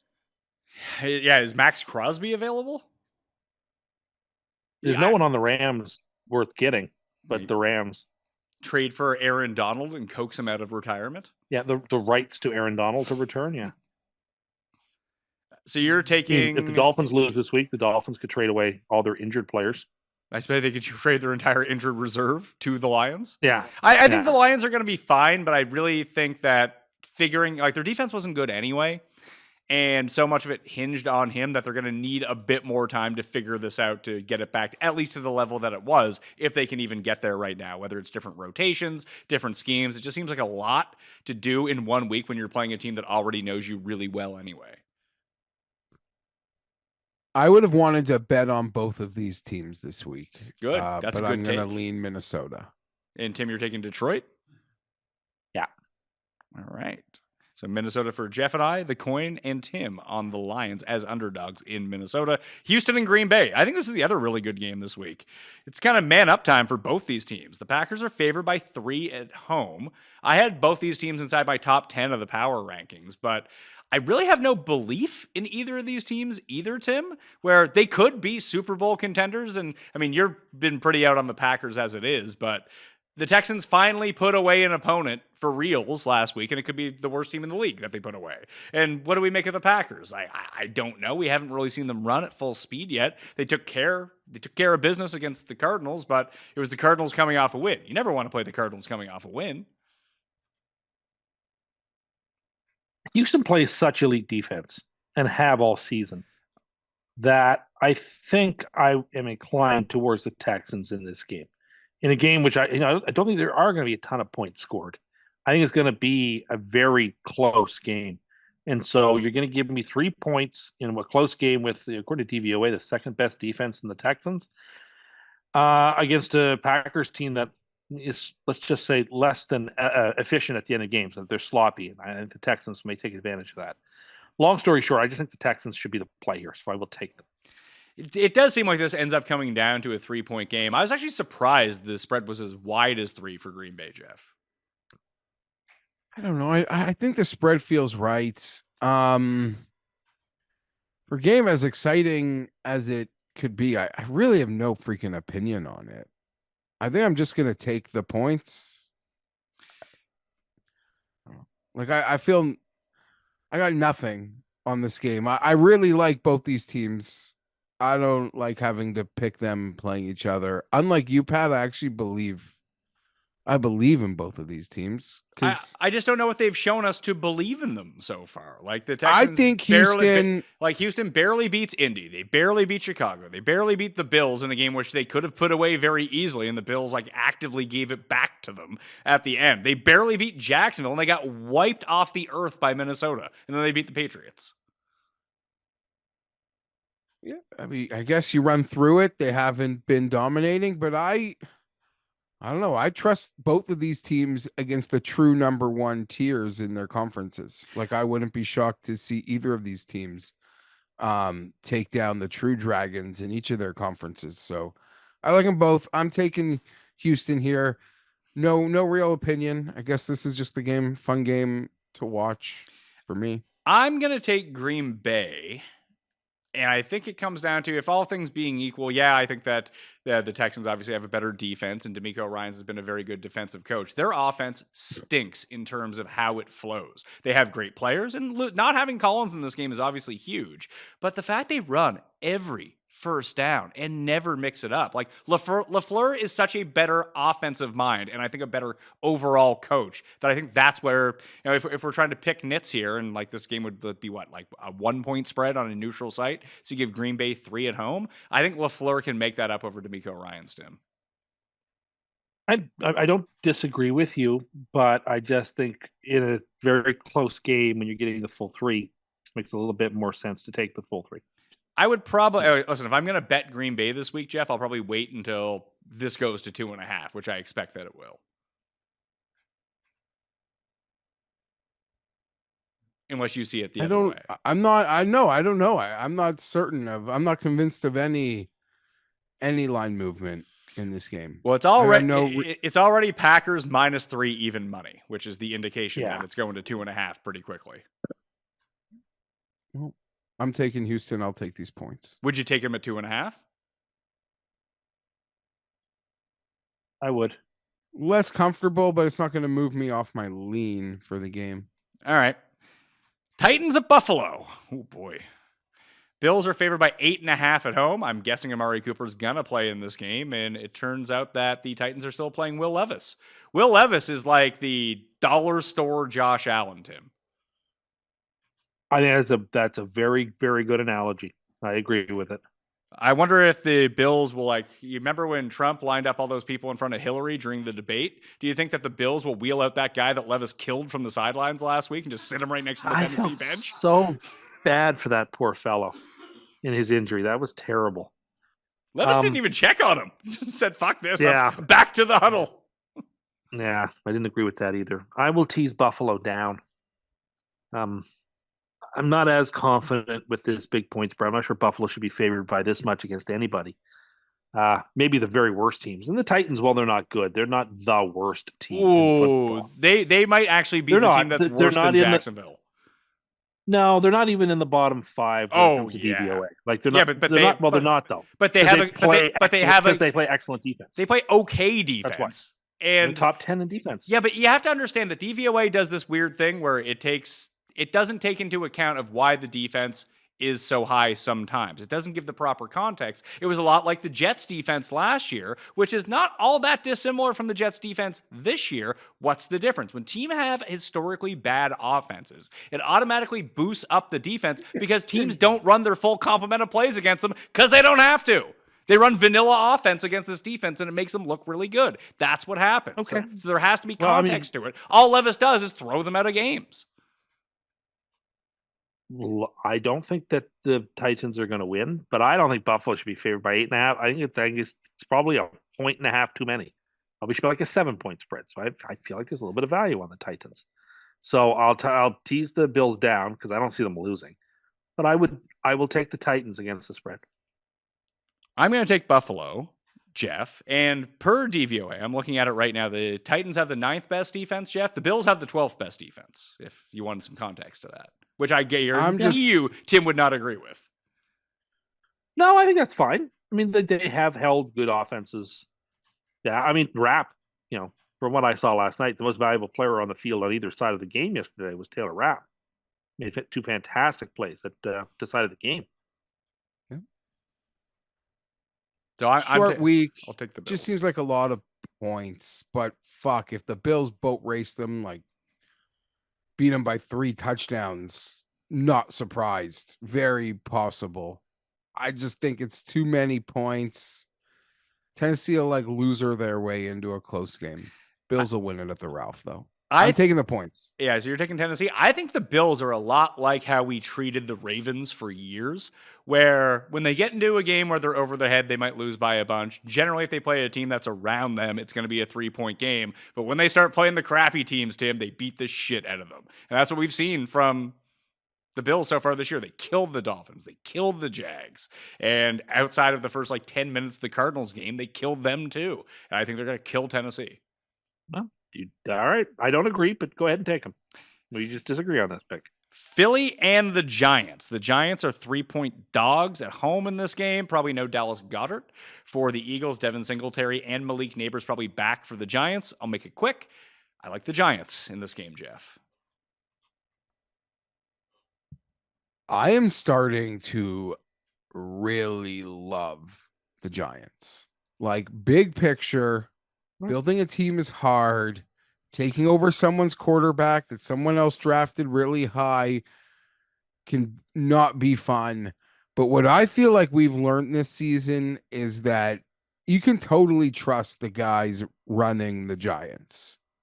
Just how they've gone about trying to build some key positions, build rooms. Fuck, like, kudos to them. They lead the league in disruptive defensive plays. And like plays where like HUD is called and your whatever play you drew up is just a dead fish or your quarterback might die. Okay. Credit to Joe Burrow for getting out of it. My team's playing the Giants. I'm worried my quarterback's going to die. Also, Pat, a couple weeks ago on the show, you brought up a great point, like the difference between, now listen, you got one screen, you're going to watch Red Zone. Sure, whatever. But you miss so much ball. You are not a ball knower watching Red Zone. Why? You saw exactly why the Giants gave up on Saquon Barkley, why they have no interest in paying him, even if it might have looked cringe on the Hard Knocks, them hearing he's going to Philly. And Eagles fans know exactly what I'm about to tell them. There's a sequence in that goddamn game where Saquon Barkley could get the first down. He chooses to go out of bounds a yard in front of the sticks. They hand it off to him on the next goddamn play. He gets blown up. Okay. So pussyfooting around. What happens next? Block fucking field goal to the house. Because Saquon went bitch boy. I'm still taking the Eagles minus the points, but I fucking love the Giants, and I think their organizational trajectory is on the up. up. I thought this would be the second worst team in football this year. Dead ass wrong. Dead ass wrong. I'm a big fan, and they're a fun team to watch. This has the potential to go really poorly for me here, Tim. And I always feel that the Eagles haven't had that big offensive game so far. And Hurts, I mean, if Burrow was able to run in a 50-yard touchdown against this defense, what the hell is Hurts going to do to them? But he looks, I don't want to say slower, but he looks less hesitant to really take off way down the field as much as he did. I just think if he can get away from the pressure, which he should do a better job of because that's kind of his thing, that A.J. Brown just might be down the field wide open because the Giants have absolutely no one in the secondary. If their front four doesn't get you, you're absolutely screwed. But the Eagles' defense has been really bad too, that maybe with Neighbors back. And it's not like the defense has been pretty bad. They go for it on every fourth. Their offense has been bad. The Giants go for it for every fourth down, it seems, because they have no faith that they can do anything without extending the game. But I don't know, Daniel Jones is good for a big player too, and the Eagles just keep sleepwalking through all these games. I could see it happening again. Yeah, I get that. I'm not as enamored by the Giants as Geoff is. I thought that was a game that the Bengals didn't really show up for, and the Giants managed to put up 7 points and lost. And I wasn't very impressed with their performance on Sunday night. Yeah, I'll take the Eagles. Another team I'm not particularly impressed with. I think they have a lot of problems. I have no faith in them either. But the Giants can't. Giants really struggle to score, and the Eagles have game changers who can score at the drop of a hat. And I don't trust. Maybe Neighbors plays in this game, and maybe that's the difference. But I don't know. I'm going to take the Eagles. I love it. Miami and Indy. Indy is favored by 3.5 in this game. Michael Pittman might play or might go on injured reserve. Anthony Richardson seems like he'll be back. And Tua could be back as early as next week, Geoff, or week 17. They've been very wishy-washy on that. I actually kind of like the Dolphins coming out of the bye. Because I don't think Indy is not good. Please. No, I alluded to but the Dolphins are like legit. He said Geoff. He was talking to Geoff while you were cackling. Sorry, you're right. I mentioned this last week that I don't want to annoy you. Go ahead and make your picks. I got by the Dolphins, certainly the first game with Hundley. And then I've been hard on McDaniel for not being able to just make some plays happen for his backup, like we've seen a lot of the good coaches do over the last couple of years. I'm giving him a chance out of the bye. Like I'm barista maker, whatever he is. I think he's going to be able to get those receivers going this week. I think he's going to be able to have drawn some things up for Huntley to get them going. I don't think they're going to, they better not be a true abomination on like 3rd and 1 like they seem to have been all year, which I kind of all put on the coach, truth be told. I got to give him a chance here. I like the points. I wish I betted on the advanced line when we spoke about it last week. I'm going to trust the Dolphins out of the bye to save their goddamn season. They're winning outright. Giggle away, Tim. Giggle away. The largest margin of victory that the Colts have this year is by 5 points. It just seems like a lot of points for a team, like 3.5. Like the Colts aren't blowing people out, Tim. Even bad teams, they don't blow out. I was just really happy to see the Dolphins trailing, underdogs by 3.5 to a Joe Flacco-led team. But like McDaniel won't be able to wear his sunglasses indoors, right? He'll have to spend most of his time thinking about what clothes would be most appropriate inside, rather than in the sidelines in South Beach. You seem very jealous of McDaniel's style. I just don't have much time for anything Miami is doing. I think they're an unserious team. I'm not gonna lie. They're in the right division. I think a coach, like, it's one thing on the star quarterback and some of these guys, like, they really care about what they come on and off the bus in. I am in some ways like turned off by McDaniel's, like, whoa, look at me, like he's Joe fucking Burrow or something. He just wants the attention. He's all about the attention from himself. It takes like 2 minutes to pick out clothes. You feel like He this... does not. No, you wear the same. Not that You wear person. the same. Tim wears fucking pajamas every day, and you wear the same goddamn don't. hoodie every day. You look like you wear pajamas, or at least you're wearing MC Hammer pants. Like, I've got a huge collection of hoodies to choose from all of the time. It is hoodie season. but you wear them in the middle of summer too. That or you're wearing Chargers polos. I mean, like I don't Geoff. really have Chargers polos, to be honest. Geoff owns 4,000 hats and wears the wrong hat 80% of the time. Yeah, listen, I'm a better general manager than I am coach. But there is no way McDaniels does not put considerable thought into his getup. You can't convince me otherwise. Another thing I do not like about him, I can convince you that maybe he plans it out, but he's not the one planning it out. Once you reach a certain level of fame and is. wealth, you He pay was like this before. pay someone Yeah, to do that for you. Yeah, maybe No, but then you so. can do it now. What I don't not like, always. there's I actually like that something two he people who are does. unconcerned about fashion care this much about his fashion. No, the I mean, thing that he does that I can't stand the most, to be perfectly honest, it's actually so bothersome to me, and this is really dumb, and it's worthy of being made fun of for. He's like the only coach in the league who will wear like a cool brand's hat at the podium instead of his own fucking team. Maybe he's Yes, getting- I've noticed this too. Maybe I he's don't getting like paid. that. Maybe he's getting paid. No, No. yeah, man. Like Gavinci, like these brands are paying Mike fucking McDaniel. Maybe they pay they like are. real celebrities. Maybe they are. Yeah, not people who want to be celebrities. Yeah, no, I'm sorry, those brands. Okay, those brands so are not. I'm going to get you a sponsorship, Geoff, and you're going to have to wear the hat on the show every single week, but you'll get paid for it, and you won't do it? I am just telling you, those luxury brands. Well, is this do like you were not telling hire Tim Mike earlier when you were McDaniel just as a purely fucking speculating? brand ambassador. Why? It's a good That's brand all to I'm have. saying. It's an easy way into the NFL for probably not that much, and he gets paid for No, it. they'll do it with a real player who's good Mm-hmm. and cool. Mm-hmm. It's that. Anyways, You guys just sound this is very. all- you can make fun of me for You that. guys just sound very jealous of this guy's looks. You should be happily criticizing his play calling, his coaching, but you're just mad that he wears like white pants. No, look, I don't I'll care happily about the criticize pants. his. I'll I care criticize about his on a play calling. Wednesday that he's not even, if he's wearing a hat, it's not a team issued hat. When Yes, he's I've speaking to noticed the this. media. It's absolutely obnoxious. You're right. All the other things I said, your stylist, all that, probably right. He's fashion forward. I've got no beef with that. It really. Actually, just is like it. No, I don't. I take that back. I take it back. The hat thing actually bothers me. Also, it's a weird organization with hats. Even Gary would attest. Their fucking GM wears a hat with like a suit all the time. Chris Greer. His hat. Mr. Johnson does that too a lot. I don't know, but like at all times, he'll be at like it's just very weird. Dolphin fans will know exactly what I'm talking about on all hat accounts. They don't even have to agree with me, but they will feel what I am saying, even if they think that idiot is saying something again.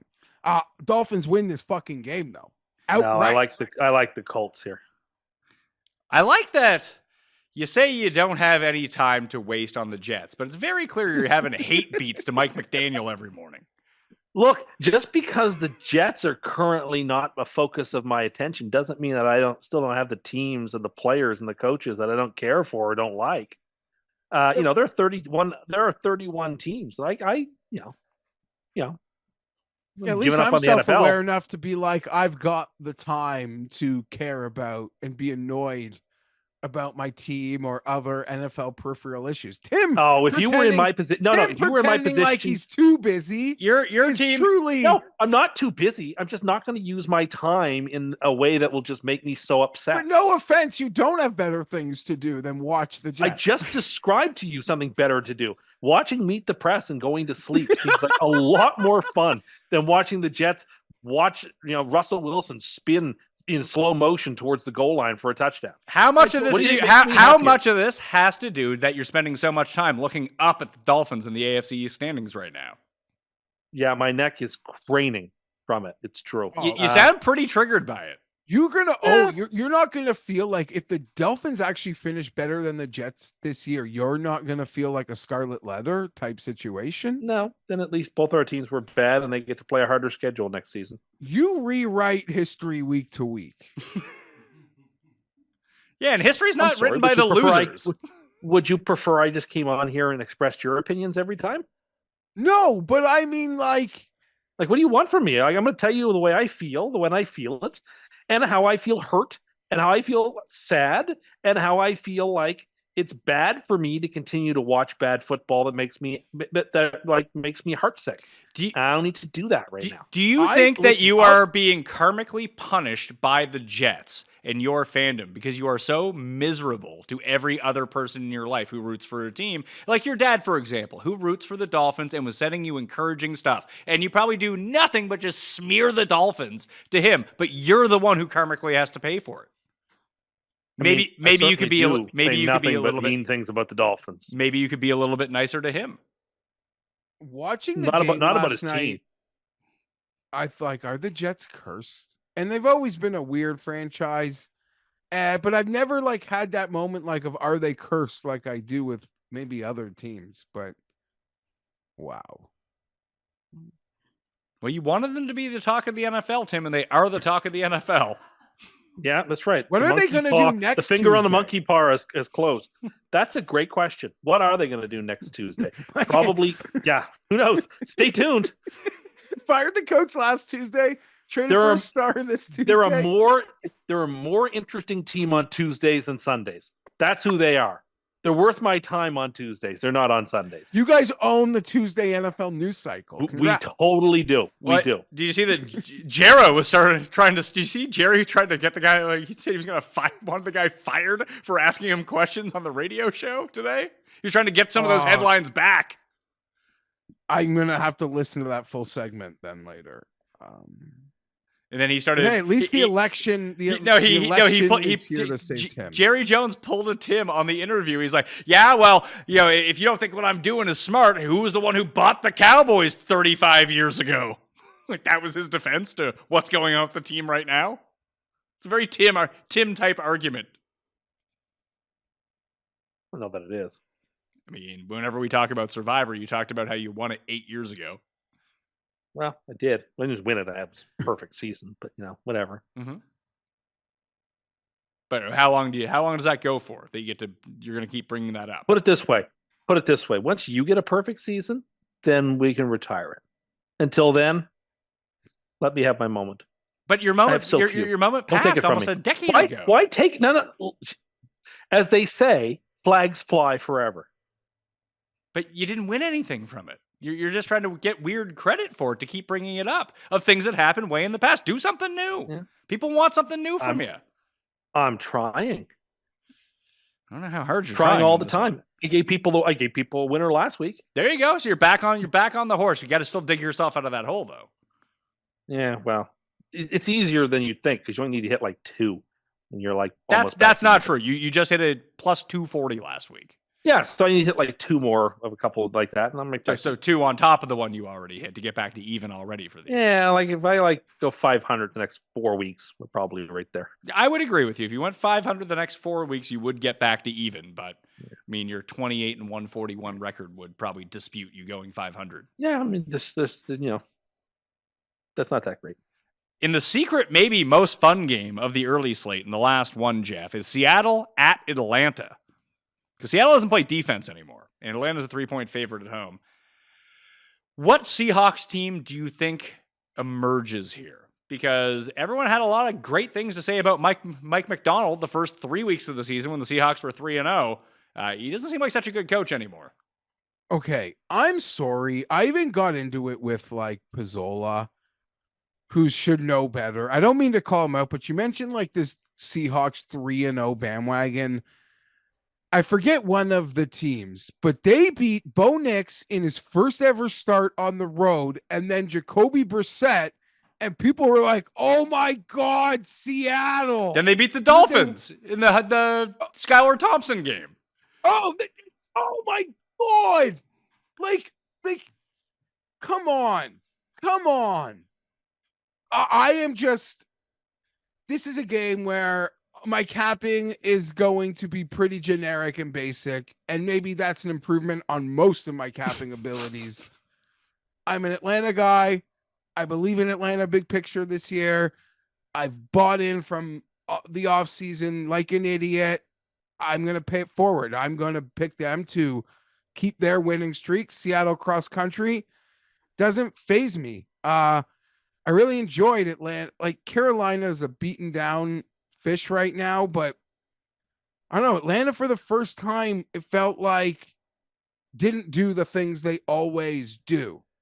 So I'm scared of the extra rest for Seattle, but I'm not picking them to beat my Falcons. Yeah, I'm not a Union guy there, Tim, just like Farva. I'm definitely not an Atlanta guy, but I like Atlanta in this game -3. This feels like 45-40 for Atlanta. I really like Atlanta too. And like these are one of the teams that like I'm genuinely hoping for, that I'd like to see do well. Oh that, no. Yeah, but this is nothing new. Atlanta is like one of the handful of teams that when they're doing well, I usually am supportive of them. And I just think it would be really nice to see them win. And yeah, Seattle's defense, oh goodness, like that has just fallen off a cliff. And now you play San Francisco and Detroit basically back to back. You know that's really tough with an interlude with The Saints. They the Saints. Yeah, and you know the Saints who were good for 2 weeks. Oh and no, then no, just sorry. stopped. Seattle. Who the hell did Seattle play? It wasn't the Saints. Was it? I don't remember The who they played in Rams? between. The Either Cardinals? which way. No, they Something lost like to the that. Giants. Oh yeah, the Giants. Huh? There you go. Like 2 of those 3 games are good. And I just don't have much faith. I never had much faith to start the year with Seattle. I don't trust Geno Smith. McDonald has not at least yet fixed that defense. I see no reason to trust them. I will take Atlanta, who I think secretly is one of the very best teams in the league, and people are not talking with them. Like people, They just swept their division. I know 3 they weeks in a did, row. and they're not getting nearly the credit that I think they deserve. Like people are gaga about. Well, San they won Francisco. like literally 3 straight. Still. Before last week, it was like coin flip, coin flip, coin flip. Like all the attention that Green Bay is getting, Atlanta should get. No, Yeah, because Atlanta's just a it better doesn't team. look the same. It's like last second, skin of their teeth. The Yeah, sure, Packers yeah, win by continue. margin. The Packers. It took Carolina for Atlanta to like The win. Packers are trying to fritter away every game they're in. I am pro Falcon, especially not. against the division. But I do not believe they are. It has looked the same as the Packers. No, of course, because you're one of the people who doesn't really like Atlanta and has been critical of them for some time. Do you have ears to You anything spent I've been all doing you this spent year? you spent all last year criticizing Atlanta and the people who were supportive of Atlanta. And then and this you're year I right got back to- on the wagon. And then as soon as I opened the door to say, let's talk nicely about Atlanta, you couldn't wait to rush to the No, microphone. until and tell you me how said they're don't- the Packers. No, well, they're not the Packers. They're good. They beat they've just had more luck in Swept winning their their division. games than Yeah, the they're all luck. Packers. They're all luck. Yeah, there's one thing I can describe the Falcons. It's lucky. In their That's their MO. No, I'm pro Falcon. I'm pro Falcon. I've got division. Then just say features. then just say nice things about the Falcons and don't backhandedly criticize them. Raheem Morris. I like the he can call the defense. Zach Robinson. The defense is He's bad. figuring out- No, this is Atlanta's defense is terrible. This is kind of the problem. Yeah, but I trust Raheem Morris. to, Why? like, Why do you figure- trust Raheem Morris? I trust I'm this a big offense. This offense scores. That's good. And I'm a big Raheem Morris fan. And to the offense, Zach Robinson, a great young play caller. He's finally. It's These taken guys a are few fucking weeks. Brandon Staley 2.0s. Give me a break. Who's Brandon Staley 2.0? Zach Robinson? Both of them. Both coming from this McVay tree. Like Zach Taylor, fake sharp too. Maybe, but I actually no, I'm into Raheem Morris. I Why? think he's gonna be a- What has he done? Well, it's only been a few weeks, but he's got the Falcons going. He's finally going to break the Falcons through. I'm not saying they're going to win the Super Bowl, but they've been like stuck in this underachieving zone for a long time, and they're finally going to get through that this year. So that's the credit I'm giving him. I think he's going to prove to have a successful run as head coach in Atlanta. That's like, I don't know, like if that's controversial. I don't think it's that I don't controversial. think I don't see what he's supposed to bring defense to the table, and they basically haven't played defense all year. They're relying on Kirk Cousins looked like garbage week 1, and then all of a sudden Kirk Cousins got a little bit healthier, got back up to game speed. Now their offense is good, and they're winning games. Oh, hold on, Mike McDaniel is supposed to bring offense to the team as an offensive coach. His team offense is terrible. So like the personnel in Atlanta on defense is shit, and they're just and they've had to bring in some veterans, onboard some guys. I don't think it's a world beater defense. I think it's going to be playing above its talent as the season progresses. All right. Well, we'll see this week against Seattle. Do you think they'll hold them to 30 or more points? Over under 30 points for Seattle. Under. I was going to pick 28-17 or something. So that seems like a low and scoring. A pivotal game for Atlanta next week is they can go for the sweep on the Buccaneers. Yeah, that is a huge one for them. And the Bucs play Monday night this week too. Bad spot for Tampa Bay. Okay, Atlanta getting all these great fucking schedule breaks. Yeah, maybe that's just they're the people. They're the team of spots. They're not actually good.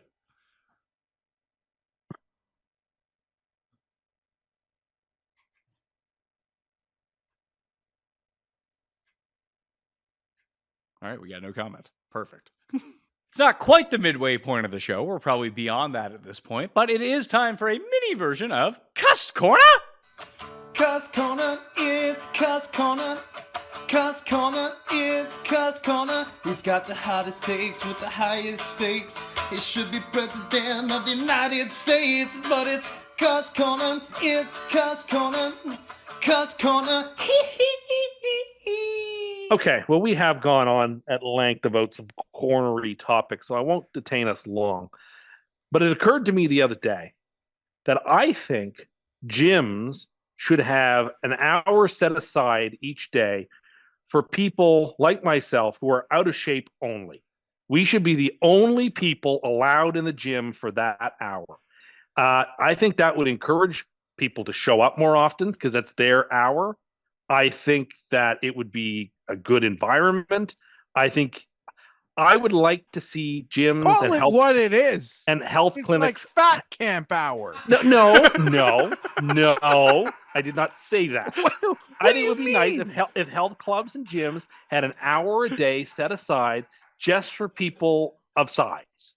So if you had a body mass index, this is it. It would have to be a percentage. You're not allowed. You're banned. That's right. You can't come for this hour.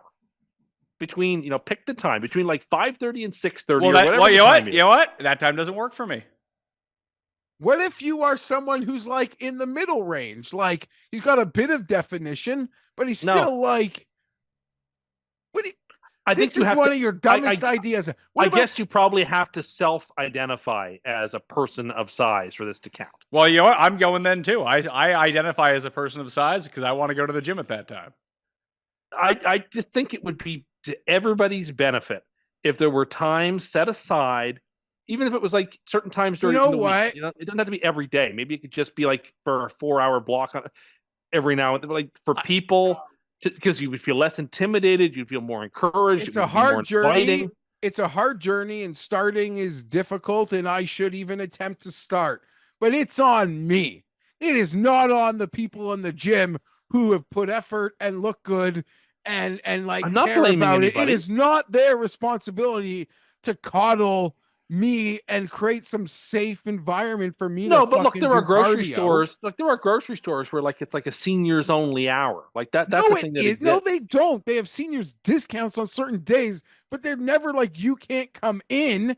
You just don't qualify for the fucking discount. Like if there's seniors days or students days where you can get discounts. Sorry, I don't want to be rude. I don't want to be rude, but when is like Asian only hour at the gym then? That is like, not what I'm. What I'm saying is that the purpose of the gym is to make oneself more healthy. And the people who really would like to go, who are oversized, like myself, who would like to get healthier, would find it to be a tremendous encouragement if there were like an hour a day or a couple hours every week where I knew when I went into the gym, the only people that I would encounter were the people who were on the same step of the journey as me. And like, The day that This I is- graduated from being eligible for that hour, I would be a great moment.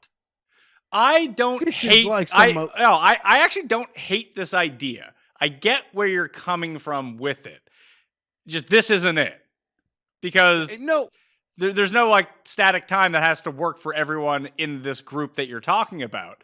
And I think that the biggest hurdle that people need to get over, especially when it comes to the gym, is people at the gym don't care about other people. They only care about themselves. yes, I would agree Absolutely. with that. But it's the And- self-consciousness of the self. You gotta get over But it. that's a part of the mental workout of going to the gym too, is getting Yeah. over that. Now, Sorry, if I it get gets you in the door, then I'm all for it. But there are like different classes, designs, and if you only did that, listen, if people were going to go do this and go to the gym, they would most likely be doing it anyway. A lot of people use I'm intimidated to go to the gym as the excuse to not go to the gym. I agree. And if you gave them this opening, they still wouldn't go anyway. They would just find some other excuse not to go. Well, the time doesn't really work out for me. I can't do that right now.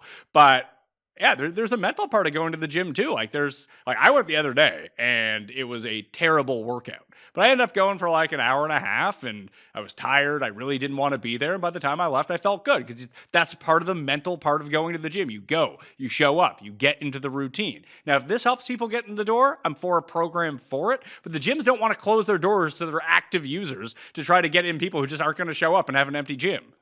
This just has to be a class, like our specific classes, just like you'd have a beginner's fucking version of anything. In like for any sort of sport or activity.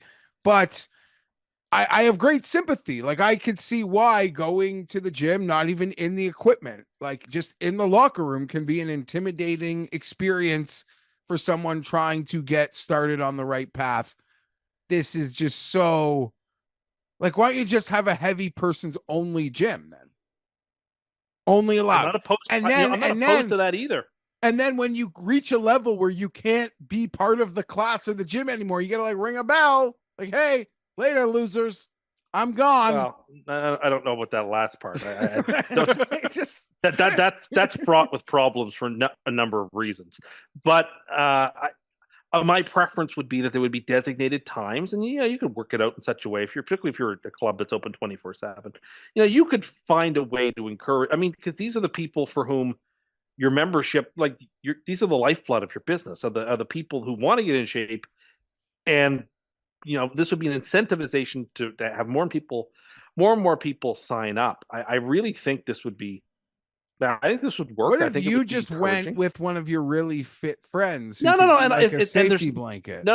And I really think, and it's important to note this, I don't think it's people who are in good shape that are causing any problem or providing any actual intimidation. It's all with, between the ears of the person, by and large. Yeah, but that's what who's being not in fat shape. is. It's all between the ears, not knowing when to eat your like It's- it's all so- mental. Like so not why having not- the willpower to fucking not eat McDonald's or something fast food because so I want to reward myself. Why not take off of the table of complications for those people? Because someone one of has to the run a issues. business, and running a business and running a gym is probably so fucking expensive. I Based suspect on that the there are. overhead, and Pat said everyone's schedule is so different. You couldn't If you find ran the a time- gym, if you ran a gym in a city where there were, an hour every other day designated for people of size, I bet you not only would you have signups from people who are looking for the gym, you would have people using that hour. And then Okay, you so lose customers but you might, who are like- but you might lose that the hour. people who want Yeah. to go at that time. They'll just go somewhere else, and now you've lost the customer who comes in and pays every single month versus the person who signs up for a week and never shows up again.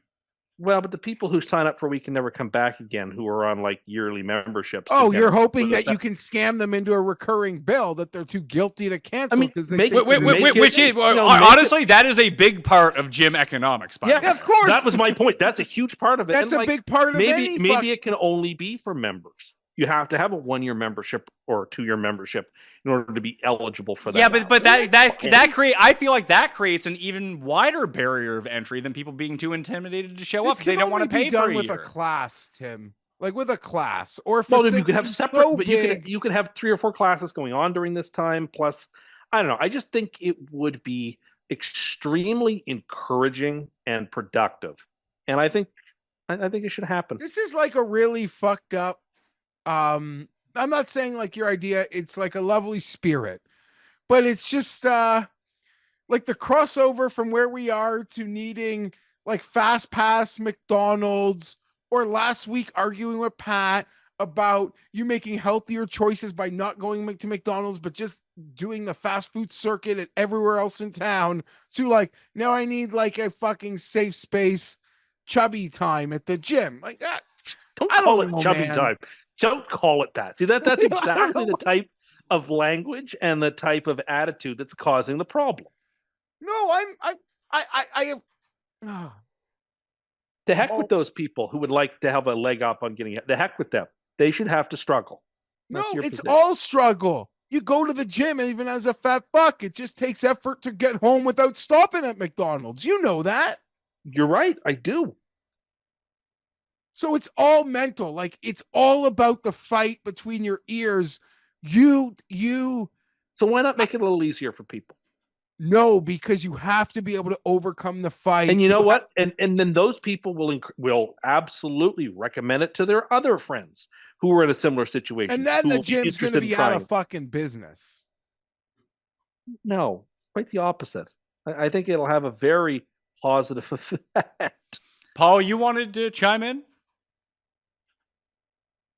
I was gonna just say, like, join like a martial arts gym where it's like they literally have periods of the day No, I'm too terrified of where only people who are at your skill level will train at the What do you same time. mean? Yeah, you should train 'Cause with you the can't- white belts, and then Exactly. Yeah. You can't have That's- a good kickboxer going against somebody who's learning how to throw a kick. Like, that doesn't end well. So Why are you they afraid of the separate people class? based on their ability.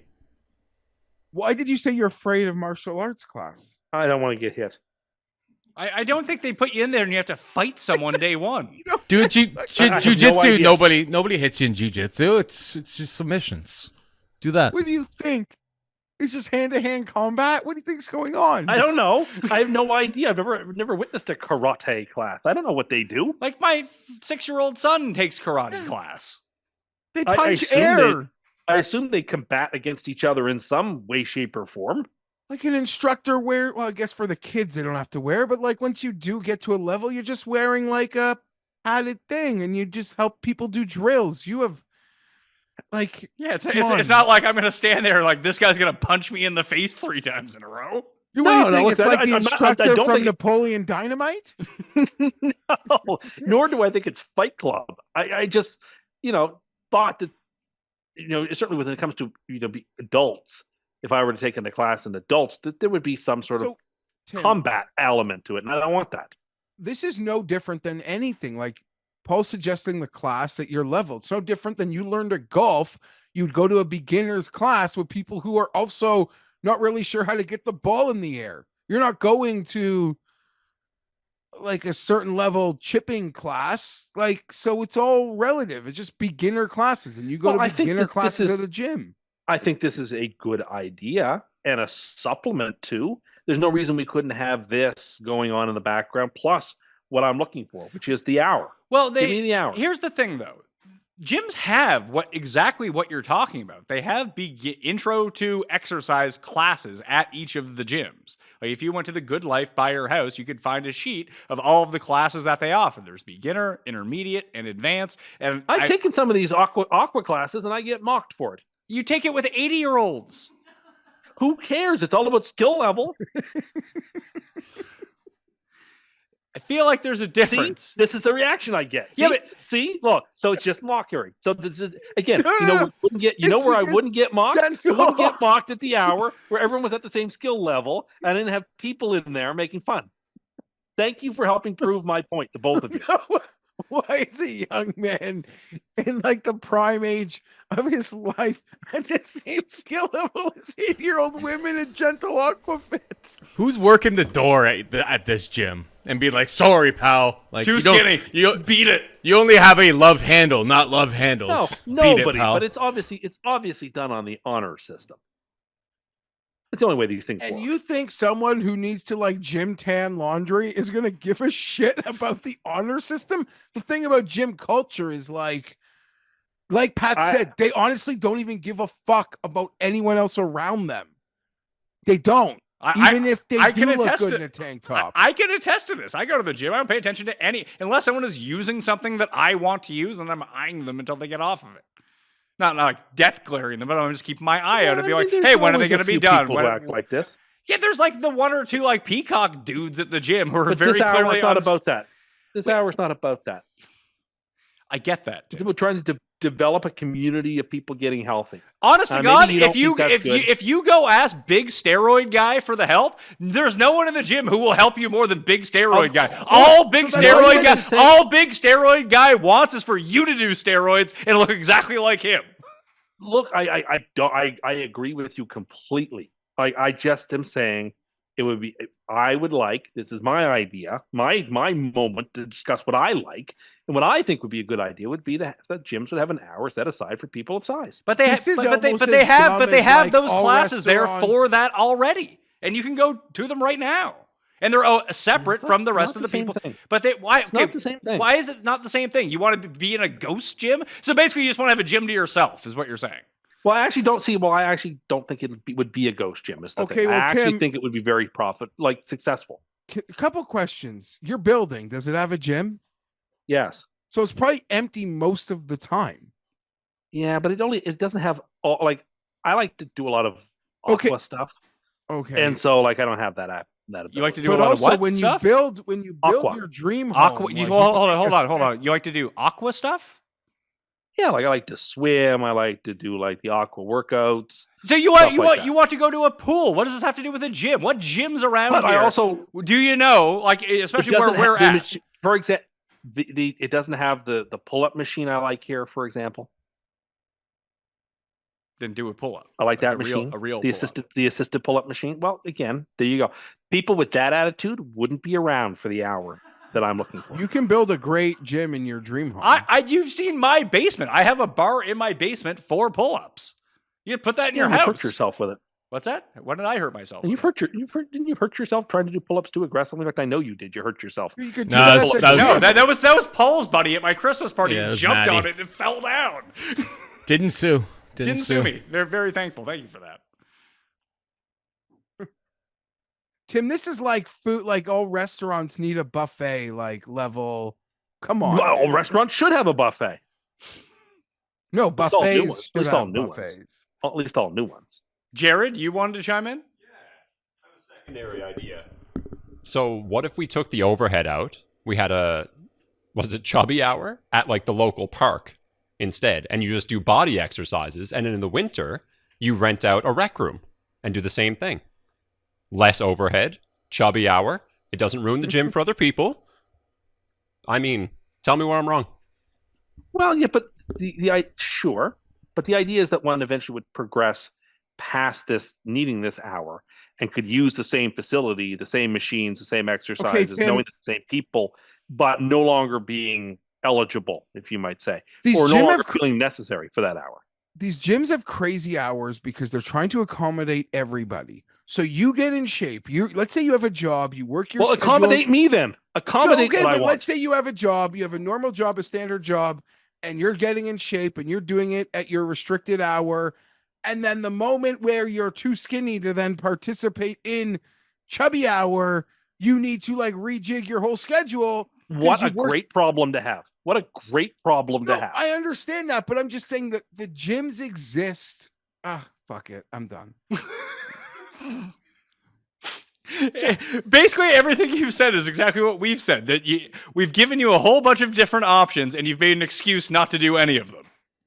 No, I want what I want. Yeah, you want it exactly how you want to do it, and if that was offered to you, and we did say, hey, you know what? This is Tim time. Only Tim can use the gym at this time. You still wouldn't go.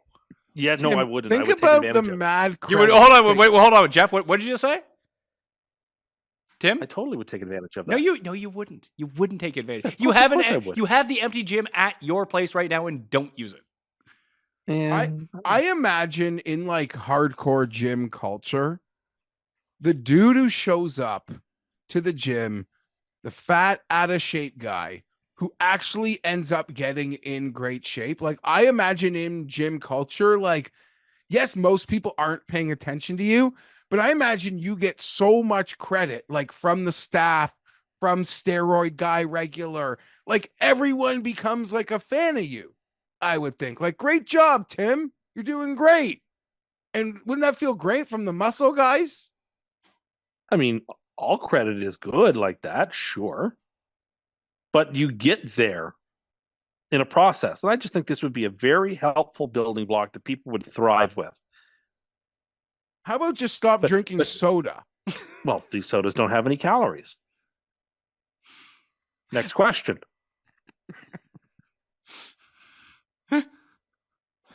All right, Well? let's go on to the rest of the games. Carolina. Sure. Yeah, well, let's just make fun of people trying to get. No one has made. We offered you like 5 different solutions to this thing, based on Paul. Yes, Tim, I'll level with you. At the end of the day, as a fellow fat, we just make excuses. It doesn't matter. You can move the chains as much as you want. This takes the excuses off the table. I've never went to a gym and been like, oh, that person's body mass index makes me feel uncomfortable. It's just like, no, I get lazy and then don't go to the gym. That's 100%. It's like going to the driving range. It's like going to the driving range and there's some dude there striping it, being like, oh my God, he hits his iron so good. I'm so intimidated to like chunk mine. Like that's essentially what you're saying, but Jim. I think driving ranges should have time set based on handicap. Christ. 100%. I think that there should be.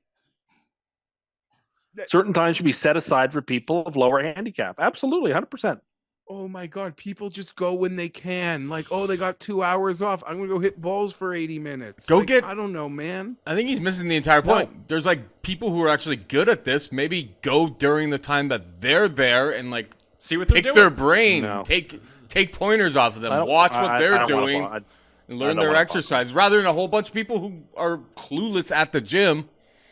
You may not learn anything. Yeah, I picked up a great shoulder shrug move from a guy the other day. He was using the machine for curls, and he's like, "Hey, if you just put it down all the other way and you stand back, it actually works as a perfect like shoulder shrug and working at your traps instead, and it doesn't put a lot of pressure on your joints." I was like, "This is great. Now I do it every time I go in." Dude, steroid dude was super helpful on it. He knew all the tricks. Now I've passed it on to you. Now you can use it too. Tim, what if you were an athlete and like someone asked you to pee in a cup and they had to stand right beside you? Would you be able to pee in that cup? Because you certainly like doesn't seem like you can work out beside dudes with muscles. Absolutely not. I would feel too embarrassed. I could not do that. No, I couldn't. Just a lot of I couldn'ts here. We need to change your I couldn'ts into I cans, and then we're off to the races. Maybe you need a I get criticized on this show all the time for all the things I say I can do. So do you really want more I cans? Because I have all kinds of I cans. I get mocked for those vociferously. But you don't have an I can because you never do any of the stuff. It's all theoretical in your world. All these theoretical things that you can do. And then we ask you, hey, why don't you do it? And I don't want to. I don't want to. I mean, the only thing you have are a bunch of excuses. That's it. So no matter what changes, you need to be the change you want to see. Okay. So I am producing ideas of change. Being told it's a bad idea. Okay. Well. Then go talk to the gym and get it done then. I'm not the one who owns the gym. You don't need to convince me. No. I couldn't have a gym hour when I wanted. I couldn't have a dream home the way I wanted. I couldn't have an indoor underground golf course the way I wanted. Yeah, and you don't get a football team the way you want it either, because some of your asks are delusional. Clearly. Everything I want is delusional, Geoff. Some of your some of it, you're reaching on some issues. That's all. You've got to have better inline expectations.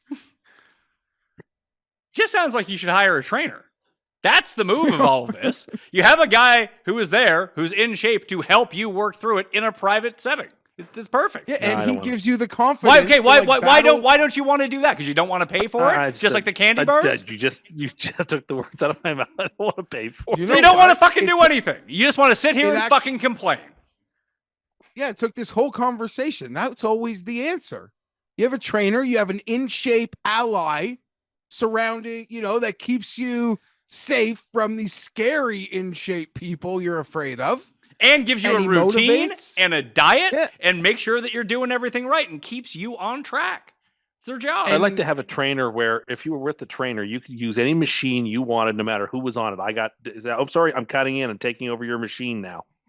Some gyms, maybe they do have like trainer preferences, like a Disney, like It should be a fast pass. I mean, they have personal training They have personal training sections of gyms that no one can use unless you have a personal trainer. My personal training section should be everywhere in the gym that I want, whenever we want to do it. Oh, there's a line of people waiting to do the shoulder press? Too bad. My personal trainer means I get to do shoulder press now. Have you really had that? And no, you can't cut in during my sets either. Have you had a big problem not getting machines you want to use and people cutting in on you using them? Has it ever happened to you? It actually has, and it's very annoying. When I was usually be at Good Life, that would happen. I mean, I go there. Your entire life requires a fast pass, but you don't really have. I don't want to say. I'd like to have fast passes to a lot of things. But your concept that you're like always busy or in a rush, I feel is so grossly exaggerated. And I don't mean to like sound like JD Vance or something, but what, there's real, I don't even know how to verbalize it, but like, how busy can you be compared to like the moms and dads running around? Everybody has their own levels of busyness. That's fair. Everyone's got 24 hours in the day. You're right. You've got My responsibilities. day isn't any longer than shorter. Yeah. That was unfair of me. That was everyone's wrong. day is as long or short as anybody else's. No, but I can't speak. I that's unfair because I can't speak. You might have things I'm just totally unaware of. That's not fair of me to say. But no. Look, I take zero offense to it. It's just that look, I have things I want to do, and I just want to be able. I really want to be able to do what I want to do when I want to do it. Just stay at home and do nothing, which is also great. But doesn't help you in this regard at all. No, it doesn't. What would help me is having an hour a day that was dedicated to me and me alone. Well, you know what? You're going to have to rent out a gym. That's your answer to this. I don't want to do that. Well, listen, I'm giving. So does that mean that I get to do it too? Everyone who has a membership can do it too. Why do you get to do it, but I don't? And you don't even want to fucking pay for it. I would. I described to you why I want it, because people in my position need the leg up. Then build your own goddamn gym and do it. Need the extra motivation. Then hire a trainer. Build your own gym. We've given you all these solutions. You don't want to do any of this. You want someone for free to drive to your house and say, "Hey, Timmy, it's time to get up and get in the car. We're going to work out. Don't worry. No one's there. Here's what do you want to do with the gym? We've seen the proven results of that. What machines do you want to use? Go use them all. Here's how you use them. That's what you want. Don't threaten me with a good time. Like that's essentially what you've just described. Doesn't that sound awesome? Yeah, yes, it does. You want it for free and at the expense of everyone else. Well, I didn't say for free. Obviously, I would want the. How much would you be willing for that hour? How much would you be willing? No more than any other member. The regular membership, but you have to get a year's membership. You don't get a day pass to it. You got to sign up for a year's worth of membership. So why would your membership then be more valuable than my membership if I'm paying the same price? I just described why, because they have an incentive of wanting to help people in a position who need the leg up to start. This would cost that. You're not the only fat person. Yeah. No, of course, any person in this circumstance would go there. So if you're over a certain body weight or body fat index, or on the body fat index, they have to hire someone special to come and guide you through everything. So you get to have a personal trainer without paying for one. What if? But it's like having a caddy for four. These people sound like such a drain on society. I see. If you do sign up to a new membership at the gym that I go to, they give you 4 free lessons with a personal trainer to guide you through and show you how to do things. Yeah. Did you take advantage of that when you signed up? No. All right. I didn't. What if someone who's fatter than you is on the machine that you want? Do That's fine. do you go That's go fine. to body mass index for like the fattest guy gets? No. Because he No, needs no. it more Once than you- you, really. He's fatter. During the hour, like it's just normal gym rules. Just during that hour, it's just for certain people who need the extra help and the encouragement, and encouragement that some people here certainly are not all interested in providing. We gave you Get all some the Richard different Simmons options. Jeff. videos. Yeah, get some Billy Blanks in your life. Do some Tybo. Just get moving. That's the move. I don't see why you need to have an assisted. Like, what are assisted pull-ups doing for you anyway? They work all kinds of the muscles that pull-ups do. I get but they that. allow you to do it. Listen, you're not becoming a sculpted bodybuilder here like overnight. Like, just moving. I agree. Go into these beginner classes at the gym doing some Zumba or something is probably the move. I go to these beginner classes, and I'm a laughing stock. You go to old people because classes. Myrtle and I are in the same class. That's how it invalidates my experience. Who is the second youngest person in these classes that you go to? There are younger people in there too, like people in their 60s who are not like technical seniors. You're in your 30s. There's a And? 3-decade gap between you and the next youngest person. And I'm saying that there are things more catered to what you need at the gym already of people at an equal starting level of you, and they have classes for that. You just want to go work out with old people. Like, what, dummy them and doing the exercises? Because they're going to have be dead soon? no. Oh, all right. Let's get on with the games. Carolina and Washington is the first of the late set. The Commanders are favored by 7.5, Jeff. I think this might be my super lock. I think this is way too low. They should be favored by like 12.5. Yeah, you're probably right. Just how proficient they are on offense with the injuries that Carolina's had on defense. Yeah, it's I Washington think or that nothing. Carolina should get to play with 2 extra people on the field to make it fair. They're just beginners at football. I hate to because we've gone long, but Tim, what do you think of the rule that I've seen that at certain golf clubs you have to shoot a certain score before you're allowed to tee off at certain places? Like, I actually think it's a good idea. yeah, I wouldn't hate it either. In moving Germany, on- in Germany, you have to get a license to play golf and go out with a pro before you're allowed to play like on courses. That sounds very European. But I mean, like until you break 100, you're not In this country allowed- where we love freedom, that doesn't happen. you have to be able to break a certain score before you're allowed to. That I play have no from- problem. That I have no problem with. There's a real stigmatization of like the forward tees being known as the ladies' tees rather than just the forward tees that prevent people from having a lot of fun at golf who'd have more fun playing from the forward tees, but feel like they're somehow becoming emasculated by not playing from the right tees. Well, you want to and- feel like a pro. You hit some 8 irons into greens. Like, and the only if I way were you do running- that if is I hit were- forward. If I were running a golf course, I would not use red for the front tees. I would not use white for the normal men's tees. I'd change the color scheme completely to do everything I could to discourage people from thinking about the tees in that way. We had a guy that we used to play with, Jeff, and we played at our home course. And there are probably 4 holes where you probably need, I don't know, at least 175, maybe like 220 on your drive to carry it to get over like the shit.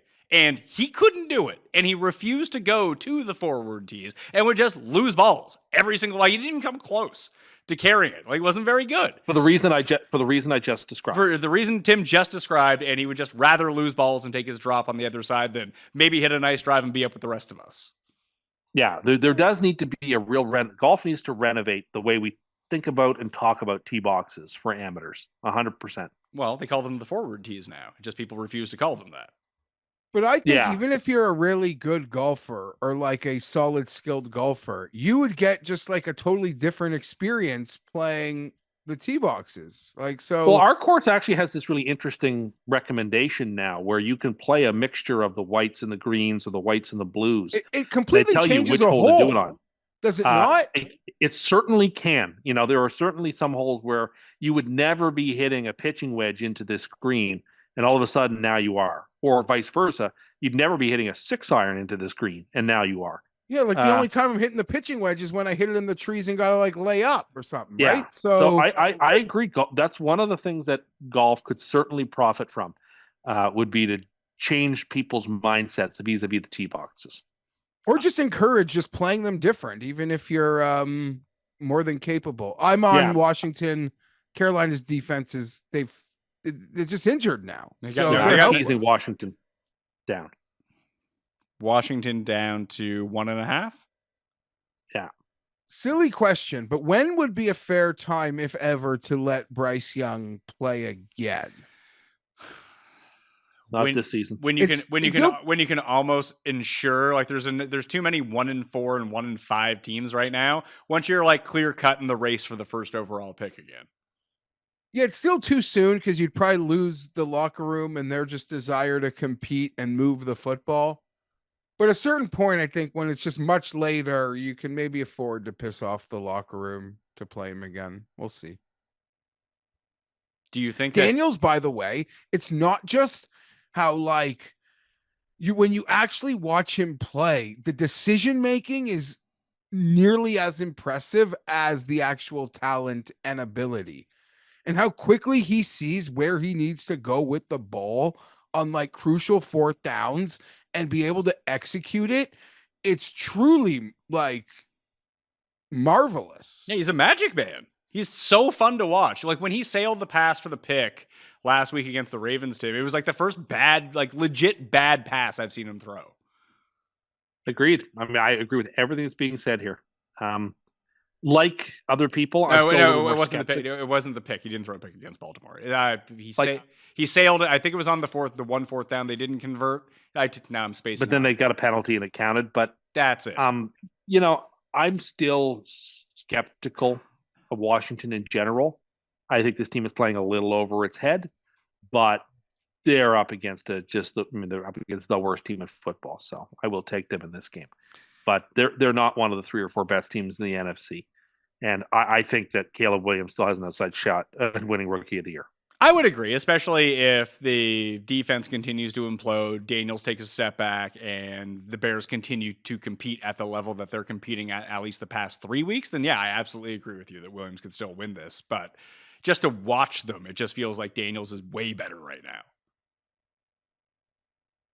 Like Williams he started ahead, and Williams is sort of catching up. It is, but even when you like against a team with, I mean, basically they had bad Josh Allen, Josh, whatever the hell he's calling himself, Allen now.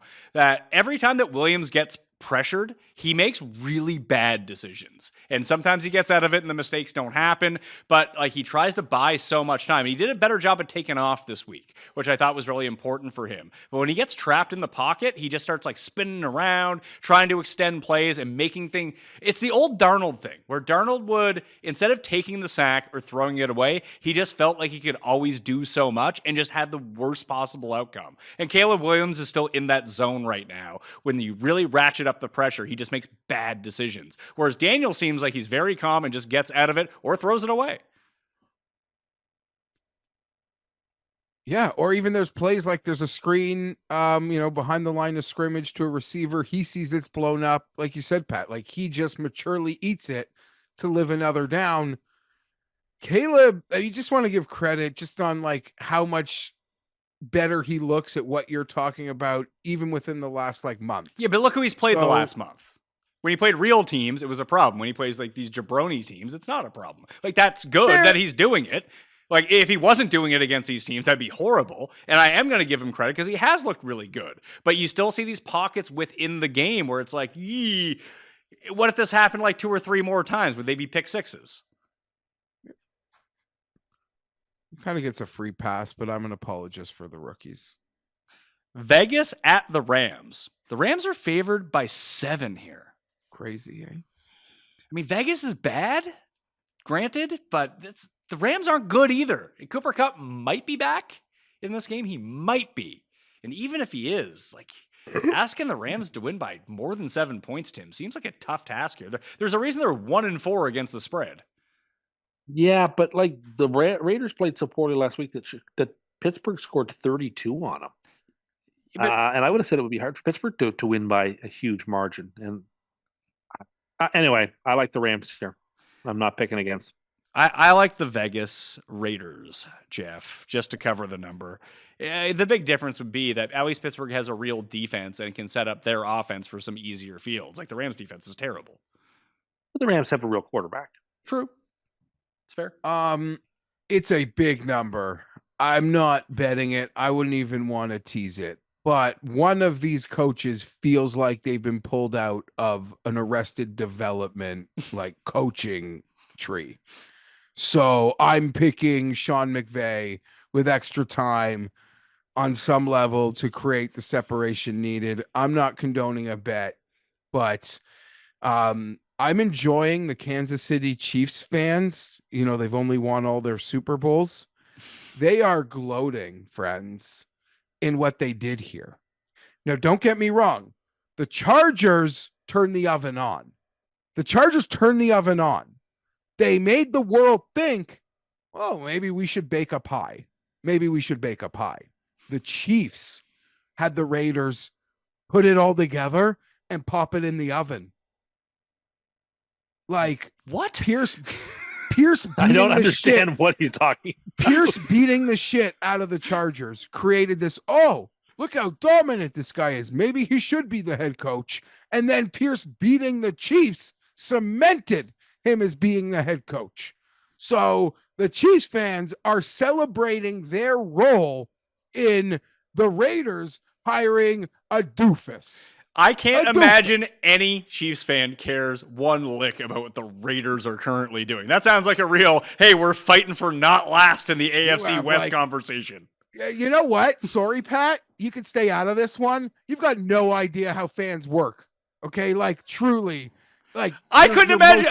Hey, here's my three-time Super Bowl winning team. We haven't lost a game. Man, I'm really glad that the Raiders are down in the dump because they've been so impactful to this entire run that we've had. I've been loving the role that my team played in pretty much assuring you hired this fucking loser instead of, say, being in the Jim Harbaugh sweepstakes. You can't speak to this because you don't know how like fans who care a lot work. Doesn't matter if you've won fucking 3 Super Bowls or no Super Bowls. When you hate a team as much as Chiefs fans hate the Raiders, these are things you think about. So when do fans get to be Tim? When do fans get to become Don Draper? I just don't think about you. I mean, I'm actively doing that right now. Yeah, but you're doing that about your team. Yes. And the teams in the division. I'm not going to lie to you. If the Jets won 4 Super Bowls in the next 8 years, I would spend still a good amount of my time thinking about how much I hate the Patriots and how much I'd love to see the Patriots struggle or the Dolphins. Like, I'm not going to lie. My mind works exactly the same way that Geoff described. You guys just can't be happy, can you? You can only be happy in other people's misery. I mean, not just that way. But that's one way in which joy can be derived from seeing your rivals struggle. Yes. So I'm the only one taking it's a zero-sum game, right? Their failure is my success. Well, I mean, all the other hold on. The Patriots are failing, and the Dolphins are currently failing. Would you say that the Jets are succeeding in the zero-sum game? What I would say is there is a silver lining to the dark cloud, and that's that the Dolphin season is ruined and that the Patriots are bad. It could be so much worse. And the Bills have no chance. So it could be so much worse. Hey, listen, this all backfires when Deion Sanders is like an amazing head coach and his son is a future superstar quarterback and they're on the Raiders. I'm already mentally preparing myself for him to come to New York, though, Geoff. Because Mr. Johnson would totally do that. We have a head coach vacancy. Oh, sure, come in, Deion. You're an NFL all-time great, and bring your son here. And we need a quarterback because our quarterback's 45. And do what you're gonna do. And then Deion is cracking wise with the New York sports media and getting into fights and controlling the sidelines. There will be no bigger feud ever than Deion versus New York media after about 4 weeks. Yeah, I agree, but I'm prepared for it. At least that would be fun. That would be an interesting sideshow. It'd be so unlike the sideshow that you're currently seeing. Very different. Although, I can't believe he showed up to Rogers' house live on TV.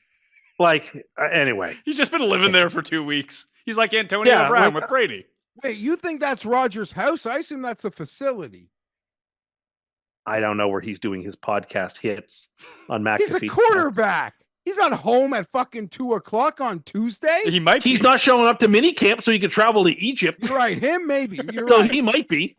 I assure you, quarterbacks, if you took a poll of when that interview is being conducted, how many starting quarterbacks, backup quarterbacks are in their facility, I'd say it's a 98% hit rate. Well, no, Yeah, Justin Herbert's not there because he had to go to the grocery store to teach people to put the carts back. Remember that?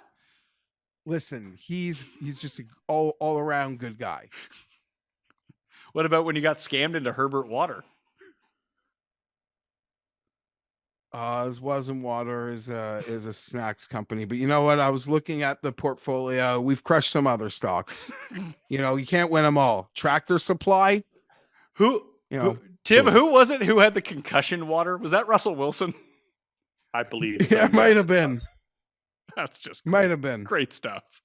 Let's move to the game that matters this week. Kansas City and San Francisco. San Francisco is a 1-point favorite at home.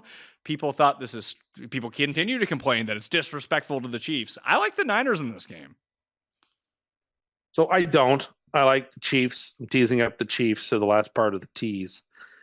I don't, because I just find I don't wake me up when San Francisco plays an impressive football game. They did week 1, but they've been really underwhelming. Yes, they've had injuries. Everybody has injuries. I don't, and if this comes down to important decisions made late, I don't trust that Shanahan is going to make good in-game decisions, and I know that Reed will.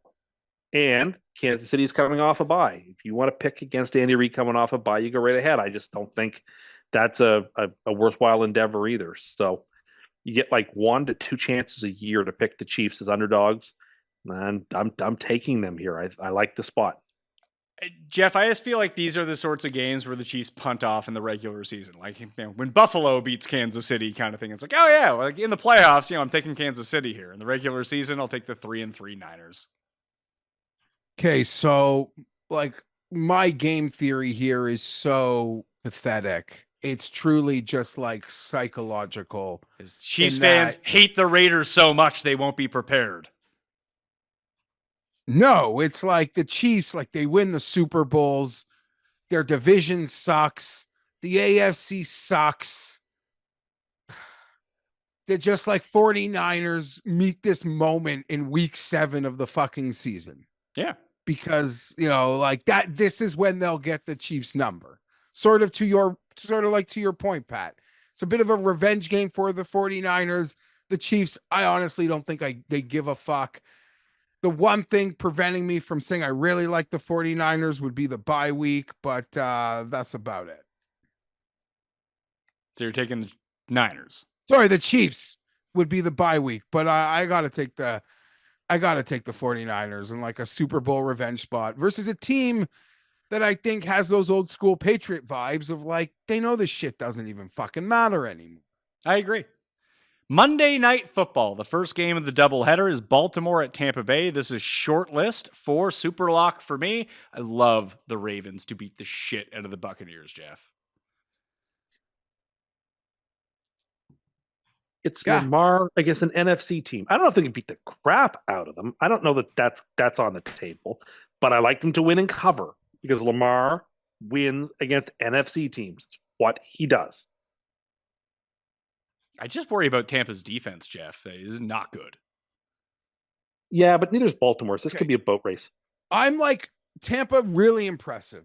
Baker's so cool. The operation, I'm just a broken record repeating myself on how wrong I am about them. They're at Atlanta level, though. But yeah, I don't know. I mean, fuck. That Detroit win, impressive, despite the yardage. They played that bend but don't break, and it fucking worked. I still look at the schedule, and I'm they lost at Denver at home. These other shitty teams they've beat up on. Don't they'll prove me wrong in the end. They always do. I'm still not buying in. Baltimore whips them. Final game, Chargers in Arizona. Geoff, this is your team. It's late on a Monday night. Let's see if you can stay up for this entire one. The Cardinals are Who's calling this game? I don't know. It's the Beth Mowins? Yeah. No, it's ESPN. I imagine Beth Mullins and Chris Berman and Tom Jackson. There's your It'll trio. probably be Fowler and Greasy I wouldn't hate that. because they've done the other non-marquee Monday night games earlier this year, I believe. So I think that's who you get. I like the Cardinals zigzag. They play good every second week. They're going to win this game. I'll take the 2.5. How's your coach doing, Geoff? I know you had like a heart arrhythmia or something. Yeah, I honestly, when that happens, that was a very like weird few minutes. It's like, oh shit, like Sertan's out. Oh shit, he's not getting up. Oh shit, well, I'm not going to apologize. He's not getting up. I deal with this shit every week. And then my coach leaves the game, and my first thought, like, he's so fucked up, he would shit his pants instead of walking off the field. So I'm like, what the hell's going on here? And a true baller to go into the blue tent before the locker room, like an actual football player. I thought he was trying to literally like teach someone a lesson. Like he's J. Walter Weatherman? Like he's like creating a situation on purpose. I didn't really understand it. Sure, I hope he's feeling better. My heart goes out of rhythm 100 times during games. Like, so I don't know. Maybe I should get that looked at. Yeah, you should really wear a whoop. The Chargers are in a serious issue at corner, friends. You know, every year there's a team that's so fucked with injuries at corner that you see a headline pop up on the internet that says this team is signing Eli Apple. That's how fucked we are at corner at the moment. We're down maybe 3 or 4 of our top guys. I hope everyone lives a safe and healthy life. I really hope Marvin Harrison doesn't clear concussion protocol this week. Like, I'm sorry, I've got to be that guy. Like, if he's playing, I think we could be fucked. That being said, I hate this game's at 9:00. I have no real read on the Chargers other than they're going to win the games they're supposed to win. And somewhere along the line, we're going to pick off a game you absolutely do not think we're going to win. No, but I just don't know where this game... They're still going to drop some... I don't know if it's going to be this one. I'll bet on this one with the Cardinals, but they'll lose one of these ones. Like, it could have been Denver last week, and they outclassed Denver in a big way. Because they and Denver, I mean, we should have saw it coming, that they're basically the same team, except one has a good quarterback.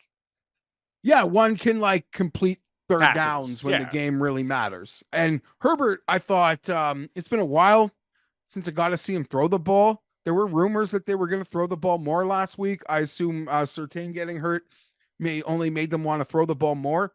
I am really excited about what this team can look like when the receiving room gets built out. Like, I'm just excited. But I don't know what to make of this game. And you're right, Pat. I don't even know how to quantify this game. I wouldn't even call this game as like when they're certain they should win. This game can go either way. I'm pretty calm, cool, and collected on these guys this year. All right. So I'll pick them. You taking the Cardinals? No. We got to wrap up Kyler. I think Bosa's going to play because he almost played last week. So I think he's going to play this week. How many plays he lasts, I'm sure Tim will make fun of me on the internet when he leaves the game. That's par for the course.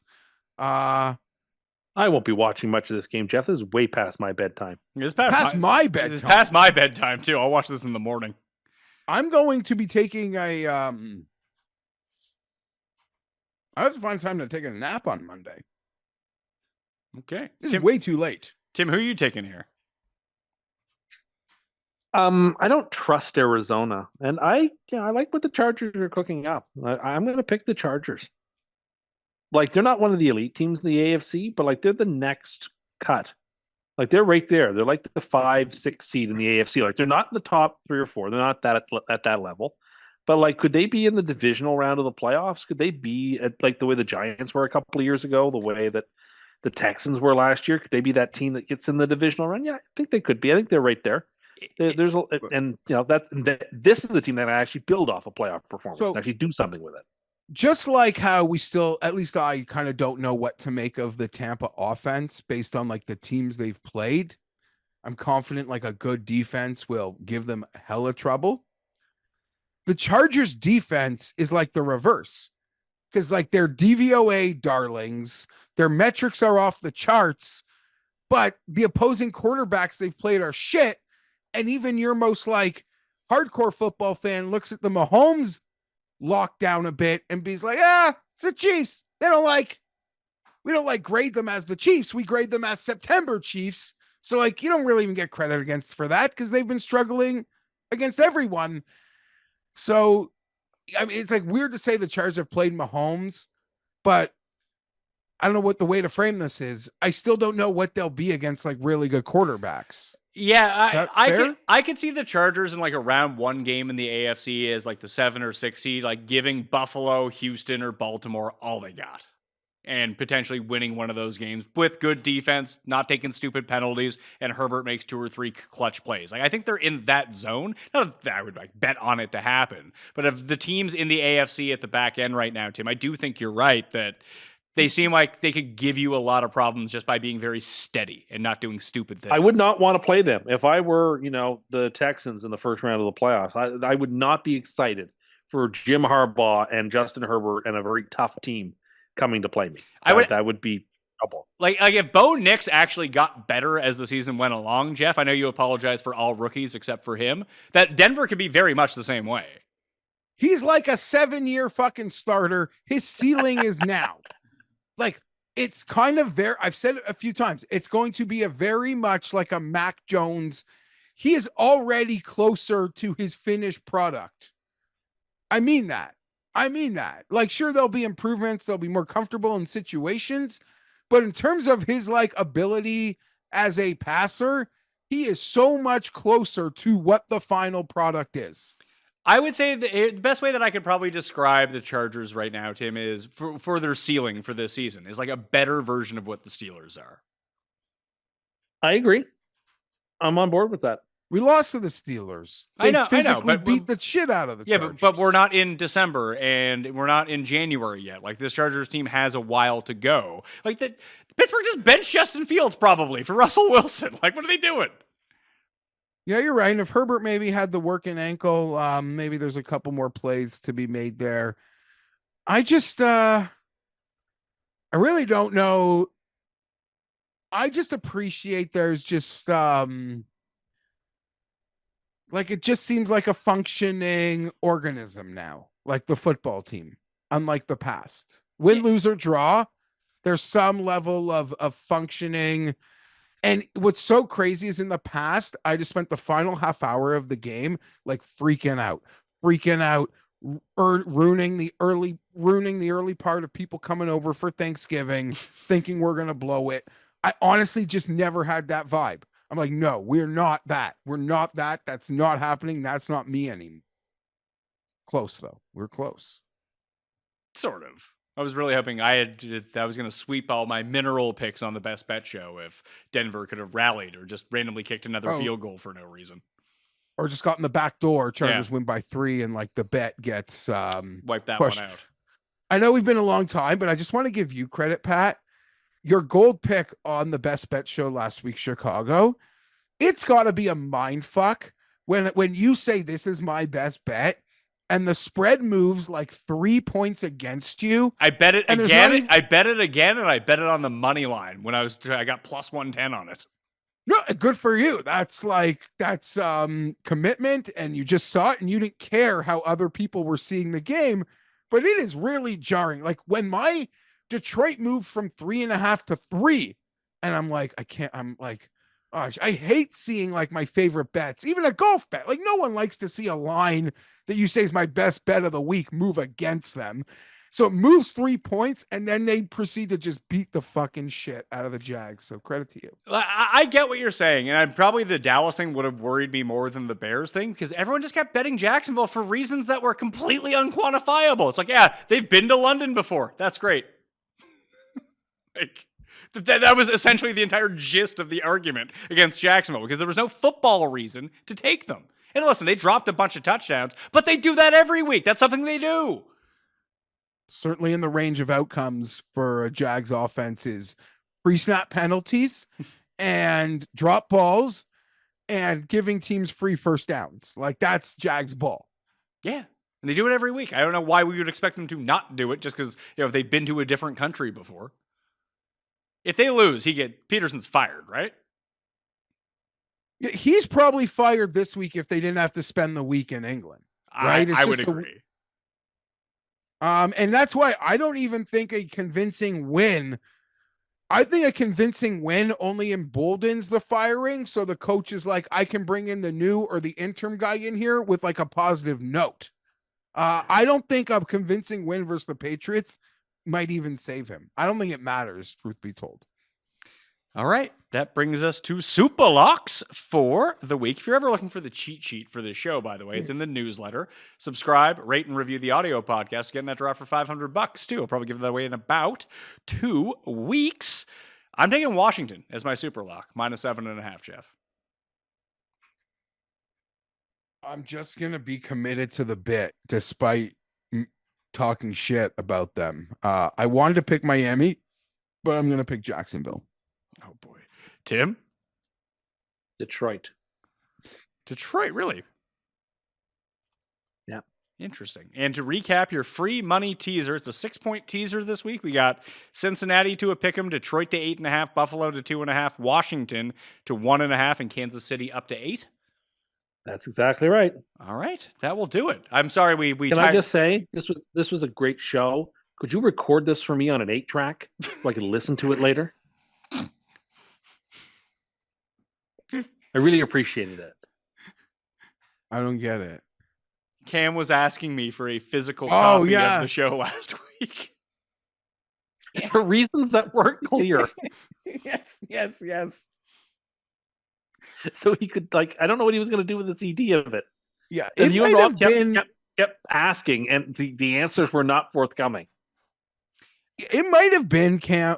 So hard to say because he's so good all the time. But last week might have been on his short list of like Mona Lisa best bet shows for him. He's been like that show has been on fire this year. Cam and Rob have been bringing it. I every agree. week. And they don't have to. They also don't have to fill 3 hours like we do every week. It's just a. How long did this week's show go? Well, we're at 2:42:11 right now. Oh God. We can go for we can talk about that gym some more for another 30 minutes if you want. No, we juiced all the juice out of that orange. I don't know. Maybe this is the exercise that you need. We just do an hour of Cust Corner every week. You can sweat it out. What's for dinner, Top Cat? Leftover turkey. Oh, from Monday, your Thanksgiving. Yeah, exactly. I woke up on Monday morning because I did I went over to a Thanksgiving dinner at my mom's with the kids on Saturday, and then I did the show from home on Sunday because we had Thanksgiving dinner again. So I had some leftovers again on Monday. I felt like I was just sweating out salt, Geoff, for like 4 hours. I felt so terrible in the morning. It caught up to me. Yeah, I've still been working on it. The desserts, a lot of desserts still remain here from. Are you a pumpkin pie fan, Geoff? I like all the pies. My wife made these like delicious, like black and white cookies. I just been crushing them. And I just eat the classics. No veggies on my plate. It's just like meat and potatoes and gravy. Really? You don't take any carrots? So yeah, sure, some carrots, but I'm not eating like turnip or squash. Yeah, I don't like any of that seasonal crap. Just you like the dressing? Turkey, brisket, gravy, potatoes, biscuits. Hold on. Brisket? Yeah, it's just an unconventional. Thing. Oh, is it? Okay, fair enough. Do you get the dressing as well, or no? That you're not for that. What do you mean the dressing, like sauce or stuffing, whatever? Yeah, so stuffing's good. Just the classics. I'm a classics. People want to show up with their like new, bougie, gluten-free. Well, I agree with you. No, cranberry sauce. I would like to ask the question: who has ever shown up with their new bougie gluten something to whatever you've ever done? You look at these dishes. You're like, yeah. What dishes? Wait, are they actually that, or that you're so afraid to try what it is that you think it's that? Okay, yeah, you're probably right, Pat. That's fine. You're right. Was it a humbling experience this year, eating Thanksgiving dinner at home rather than amongst the movers and shakers of Toronto's elite? Fuck off. Do you like cranberry sauce, Jeffrey? Not as much. I like gravy. Okay, I like them both. I actually make the cranberry sauce now for the Thanksgiving gathering. I do a really good job of it. They let you use a can opener? Oh, I make it from scratch, from the raw cranberries. Sure you do. I do. It's a 3 ingredient. If You make it the classic way. It's a 3-ingredient thing on the stove. It's actually really easy. It's water, it's sugar, and it's cranberries. I've been trying to avoid a lot of sugar. I don't like Okay, cranberry but like sauce that's anyway. what you don't need a lot of cranberry sauce. Is the thing. You just need like a spoonful of it. Good enough. All right. Well, that will do it on the show this week. Again, getting that draw, smash like and sub to the channel while you're here. I want to thank the coin, the producers, Geoff and me, and Tim Undercust. Tim and Gust. It's not my name. Feel like your mood has improved over the past 3 hours. I feel the same way I felt before, which is I'm happy to talk football. I just don't want to talk about the Jets that much. I'm gonna not like. I truly am saddened if you plan on watching no part of a Jets Week 7 game with their new. I don't need it. Pat, do you think he's being serious? Yeah, he might be. He seemed. Listen, he's been unless he's really lying to us. And Monopoly, right? And unless he gave up Monopoly. I mean, if he gave up DCs, then we'd be off to like a whole new level here. But this is probably step 2. Maybe step 3, he'll just go to the gym all by himself. I'm tempted to say I'm gonna want to quit weed for as long as he's gonna quit the Jets. Yeah, good luck with that. Well, I could. Yeah. You think you can do that? How long does he want to quit the Jets for?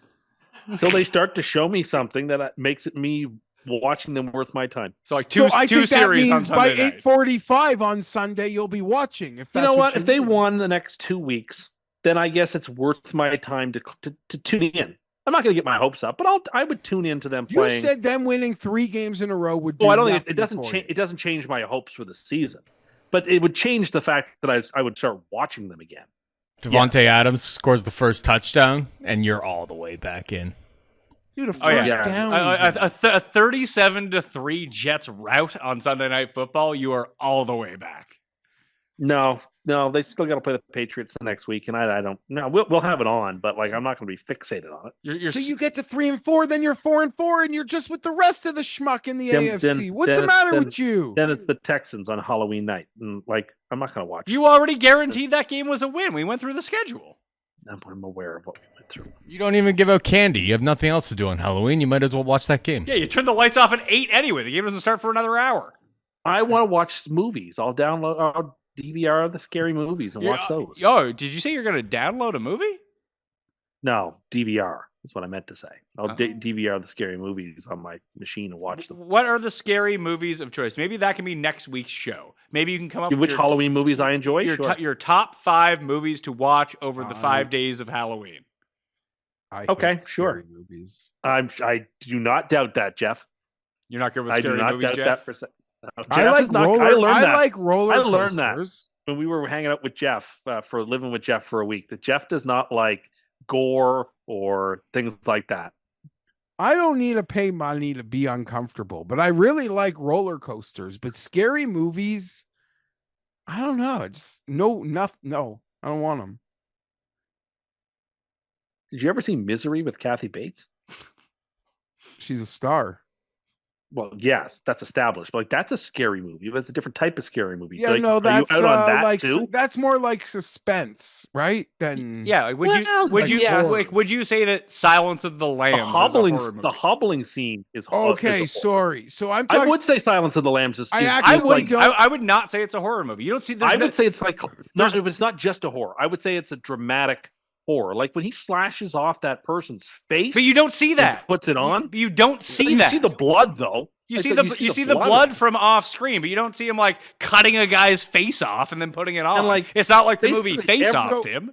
And basically everything that Buffalo Bill is doing is horror movie stuff. So like sure, it's like a dramatic. But you don't see any of it. It's no different. It's like being scared of sharks in Jaws, but you never see the shark in Jaws until what, like an hour and a half in. It's a scary movie too. I don't mind scary, but the horror genre, I guess you could say.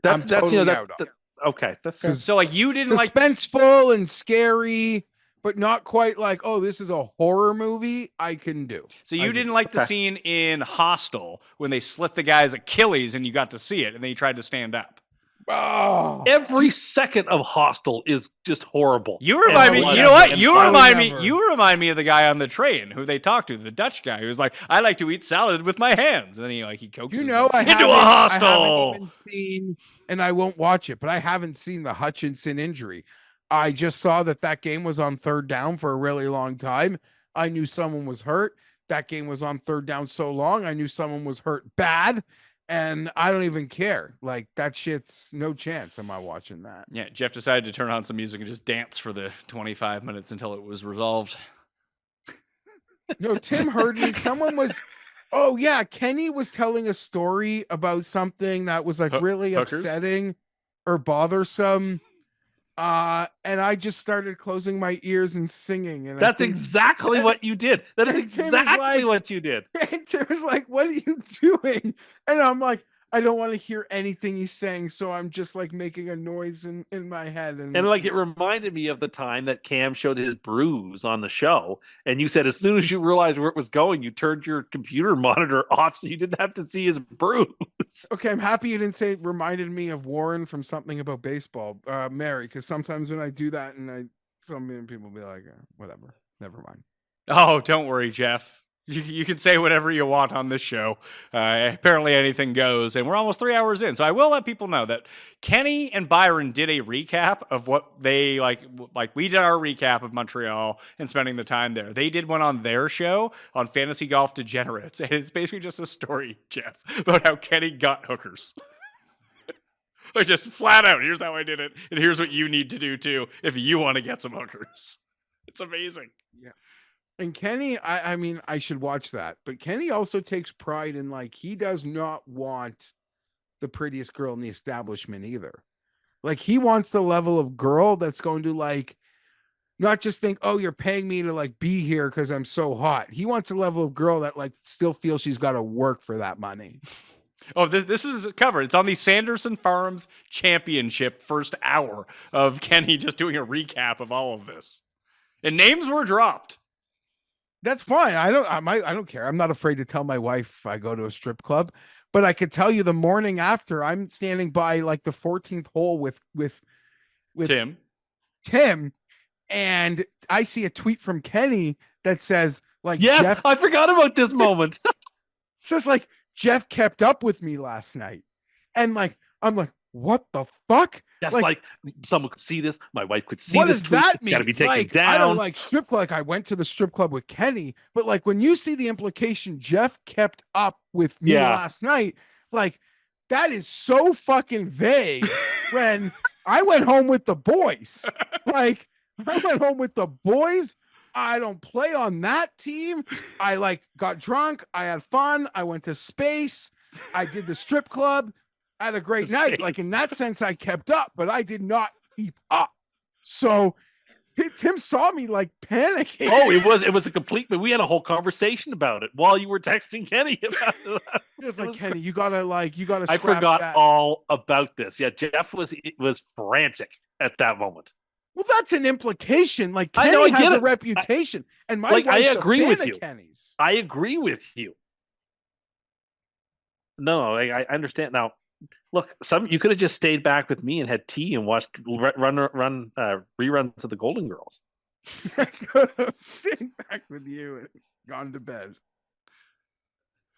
That will do it on the Pat Mayo Experience. Thank you all for watching. We hope we've hit the threshold of time for all of you today. You wanted a 3-hour show? Well, folks, you got yourself the 3-hour show, all right? So you smash the like on the way out and give all the ratings and reviews and the sharing arounds and all that fun stuff too, okay? I'll be back with Cam and Rob for Best Bets and then other things throughout the course of the week, which I'm sure you'll find on the PME feed, okay? Thanks for watching. I'll see you next time. Pat Mayo Experience! Experience!